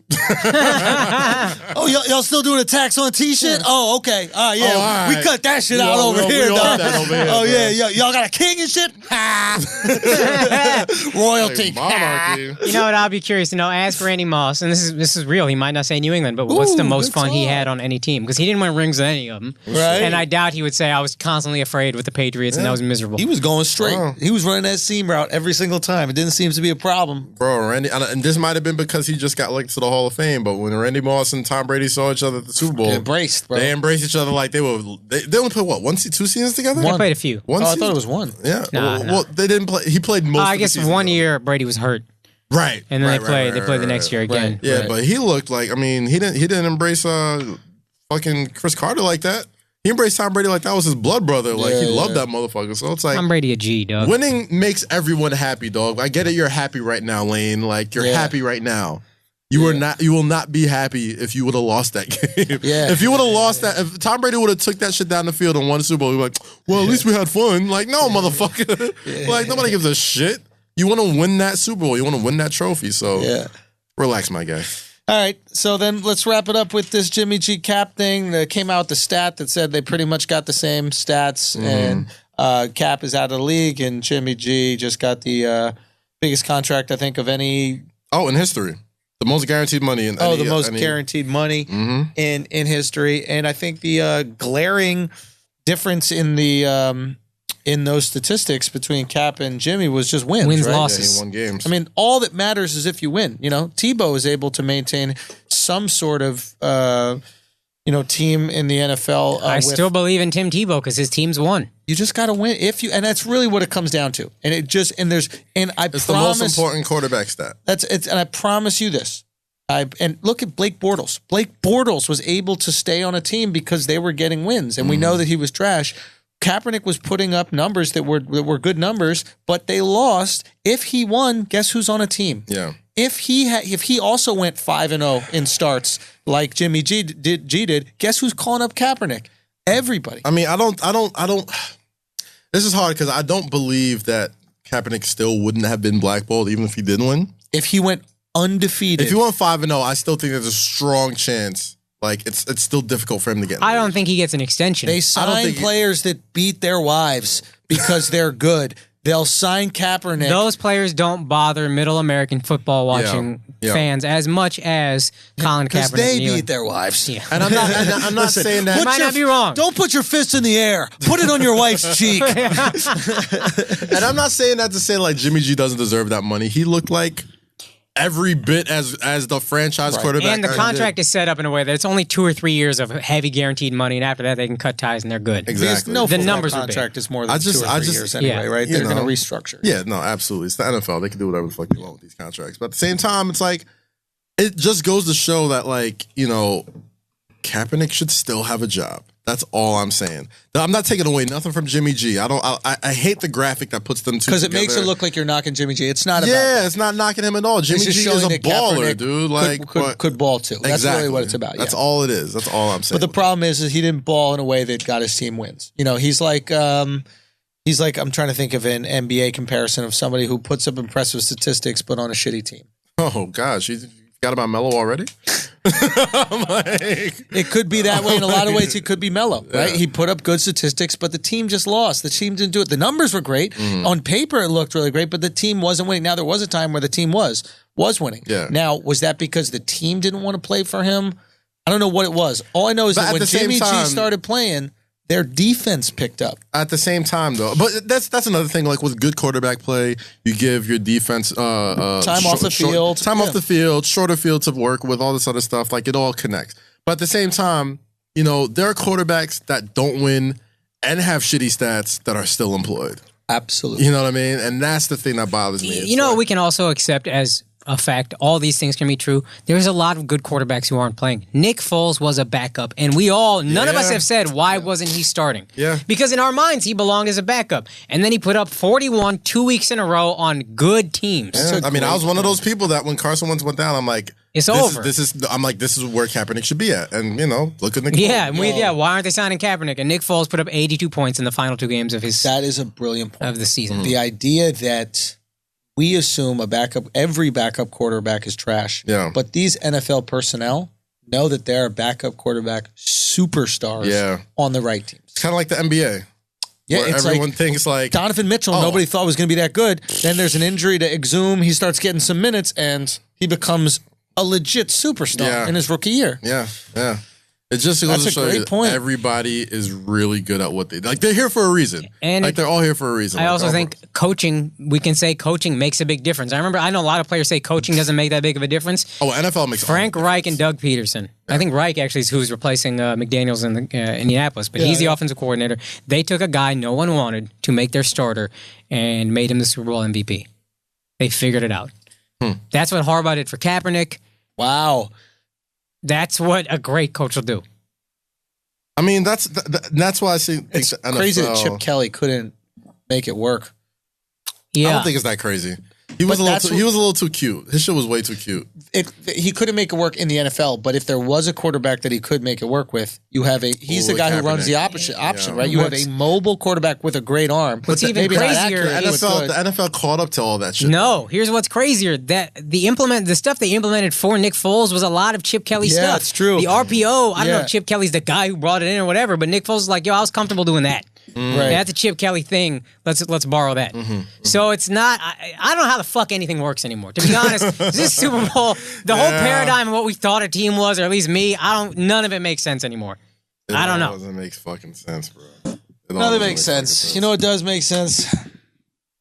The assholes, bro. The assholes make sense. I think we need to throw it up, and we need to thank the assholes for coming out to the live show. Yes, sir. I had a blast, man. That show was so much fun. Super fun. I mean, what a great experience to see these guys out there. And just everybody wearing the merch too. Oh man, everybody mobbed up in the merch. We got some traveling, dog. Make sure you go. You know what? People came from Montreal, from Chicago, from Rhode Island, from Indiana, Virginia Beach. Virginia Beach. Man. People came from all over the country to come look. We posted a picture on our Instagrams. Everybody on that stage came from out of state, or out of the country. So, you know, the asshole army is out there. We appreciate you guys for being in it. Every time I bump into someone on the street, they throw that asshole up. They keep it nice and tight. Yeah. I think we had a couple of flagrant females. Shout out to the flagrant females out there, Shout out to the flagrant females, Shout out to the Indian flagrant females, Akaash had some groupies out there, Akaash had some real flagrant female groupies. Yo. He was faithful, obviously, because he's gay. Hell yeah. Hell yeah. Gay as fuck. But yo, shout out to our flagrant females, man. We know you out there, man. We want you to have the confidence to come out to these shows and support it, rep it real hard. We're gonna tell you don't know shit about sports, but you're still flagrant female to us. But real talk, we love our girl fans out here talking that shit. They were talking that shit crazy. They were talking more shit than the guys. More than the guys. That's the thing. When a girl fucks with sports and she fucks with what we do, she's probably pretty alpha in her opinions. Yeah, like they have to get across like, no, I'm not like regular girls. Exactly. Like, no, exactly. And it's always a surprise to me. Oh, I love that energy. Yeah. But I love that energy. So keep that shit up, yo, flagrant females. Thank you so much for fucking with us as well. Y'all like flagrant females or lady assholes? Yo, lady assholes is so dope. I like me a nice lady asshole. I love lady assholes. It's go. Hey, what do y'all think? Y'all tell us. Y'all let us know. Flagrant females or lady assholes? I think lady assholes is cool because you could put like the princess emoji and then the asshole. You know what I mean? Fucking it's settled. That's it. The lady assholes. We need a fucking shirt. We need a blouse. We need a lady asshole blouse for all y'all bitch ass hoes out there. But real talk, man. Lady assholes. So, thank you. That's fucking great. That was great. Thank you guys for coming out to the live show. We're gonna do more live shows. We just gotta set it up. Thank you guys so much for buying the merch, man. If the merch was late getting out to you, I spoke to my guy over at High U, and shout out to High U. He says everything should be up to date as far as it's sent out. You guys bought so much fucking merch that it pushed back production. So that was so dope. That y'all keep buying that merch, goddamn. Don't stop. Keep motherfucking buying it. We're trying to do big things over here. Yes, sir. Man, it's all love. If you're gonna be out there in LA, we're probably gonna be out there for the All-Star game. We're gonna make it happen. So holler at us if you got some weed or whatever. Yeah, we mobbing out there, bro. Yeah. Kaz was drunk at the live show. I never seen Kaz drunk. My man was out there. Shout out to the Deuce. My man was out there. Drunk Kaz a little mean to people. He don't give a fuck he about went right in. He was like, so let's talk about Jews. I was like, whoa. Motherfucker, go in for it. Listen, if you want to see drunk Kaz or me, Kaz, you gotta come to the live shows, man. We ain't taping them shits. We might let a few clips off. Yeah, we're gonna say Kaz. But real talk. Do say Kaz is different than White Kaz. Kaz got a bunch of different characters. White Kaz is very interesting. I wear very different hats. But Do say Kaz was real. He had his New Jersey homies with him and shit. Motherfucker, 15 people in the green room after the show. It was like a Wu-Tang concert. I was like, yo, Do say Kaz different. This is not corporate Kaz. This is Duke say Kaz. I wear a lot of different hats, guys. I wear a lot of different hats. Yo, let's do some promo, man. Shout out to what we got going on. You know what it is. This Saturday, Globe Theater, 3 p.m., Duce Palooza. the first ever one. Anybody who enjoyed Henny Palooza for the past 5 years, y'all ain't seen shit yet. This one's going to be crazy. It starts at 3 p.m. in Los Angeles. That's 6 p.m. Eastern time, but that doesn't really go, you know what I mean. 3 p.m. Pacific time. Pull up. We got a lot of surprise guests, a lot of surprise performers. It's going to be a whole lot of Douce, a whole lot of water guns, a whole lot of good music. And it's going to be for All-Star Weekend, man. So I can't wait for y'all to pull up to that. And, throw the assholes up when you see me, too. Hey. You know what it is. You. Schultz. We're doing another set of shows, the ABDC, the American-born Desi Comedian Show. We got 2 shows, Friday, March 30th, Caroline's on Broadway. I'm going to put the ticket link in my bio, but if not, you can go to carolines.com, search the calendar. March 30th, 2 shows come through. So I got a few things going on I want to let y'all know about, and I appreciate your support. First of all, The Female Brain, the Whitney Cummings movie, and Whitney Cummings directed, Neil Brennan Whitney wrote it. It's in theaters, or select theaters right now. And I went and saw it with my folks, man. The movie's funny as fuck. Blake Griffin is in it. I'm in a scene with Blake Griffin and Cecily Strong from SNL, and it's a funny, cool scene. You could watch it in theaters. You could also get it on iTunes. You can just buy it on iTunes. So if you got some time, you're with your shorty, check it out. It's a cool movie. I got another movie that I just heard is going to be at the South by Southwest Film Festival. So that's pretty dope. It's called Right When You Get Work. And that's going to be like between March 11th and 13th, I think. So what I'm going to do is I'm going to do a pop-up show in Austin during that festival. It's not going to be part of the festival. It's going to be indie. You know I'm always on my indie shit because the industry don't fuck with me. Hey. Yes, sir. So I'm going to do that at Cap City Comedy Club. That's part of the Views from the Sis Tour. Views from the Sis Tour is officially in effect. Go to theandrewschulz.com. Check out my tour dates. I'm really going to be stacked for like the next few months on this tour. So make sure you go check it out. Which city I'm going to be in. I'll be in your city, guaranteed. I'm all over the fucking country, man. We're going to do some dates abroad as well. I want to say thank you to everybody who watched 441. I officially got more views on 441 than I have subscribers on YouTube. That's what's up. So that shit was like, man, that made me so fucking happy, and I fuck with y'all so much. And it's just crazy the type of, I want to say control, but like the opportunity that you can create for yourself now with the internet. And I aspire you guys to take advantage of it as well. Like, Flagrant 2 is one of these things where we're doing it on our own. And we have a show that has, in my opinion, a massive fucking following. We do, dog. Speaking to this many people, and it's like, I was turned down by every single network from my stand-up special. And I put out this smaller version of it, 441, on my YouTube channel. And I got a bigger number on my YouTube channel than Comedy Central is getting for the specials they put on TV. Get them. Like, that's insane. You know what I mean? Yeah. Like now the only thing those networks can offer me is money because they can't offer me the people. The people decide. And it's like, yes, this industry might have been, become more PC and they're maybe going towards a very like politically correct version of comedy. But it's so refreshing to know that the people don't want that. Yeah. That if you give the people good content, they will fuck with it. So thank you guys so much for supporting that. I do stand-up Sundays. I put a new clip up on my Instagram, and then I put the whole clip up on my YouTube page, youtube.com/theandrewschulz. And I do a new clip every single Sunday. I'm doing that for a year, so you guys can check that out and keep watching. Thank you guys so much for supporting everything I do and everything we do here at Flagrant 2. So we appreciate you. We love you. You're all assholes. West Coast, man. We mobbing out this weekend, man. That's right. So pull up on us. We might do something special, but just stay tuned, man. Stay tuned and tell your friends about the show. And if you like the show, share that shit, man. Word. Share it, comment it, tell a friend to tell a friend. This is your show. Y'all wanted to keep it raw. You wanted to keep it sponsor free. You wanted to keep it as loose as possible. It is nothing without y'all. So just thank you guys. Thank you guys for listening. Thank you guys for subscribing. The only thing tight about this show is the assholes y'all throw up. Yes, sir. Yeah, all right. Thank you guys for listening. Catch y'all next week.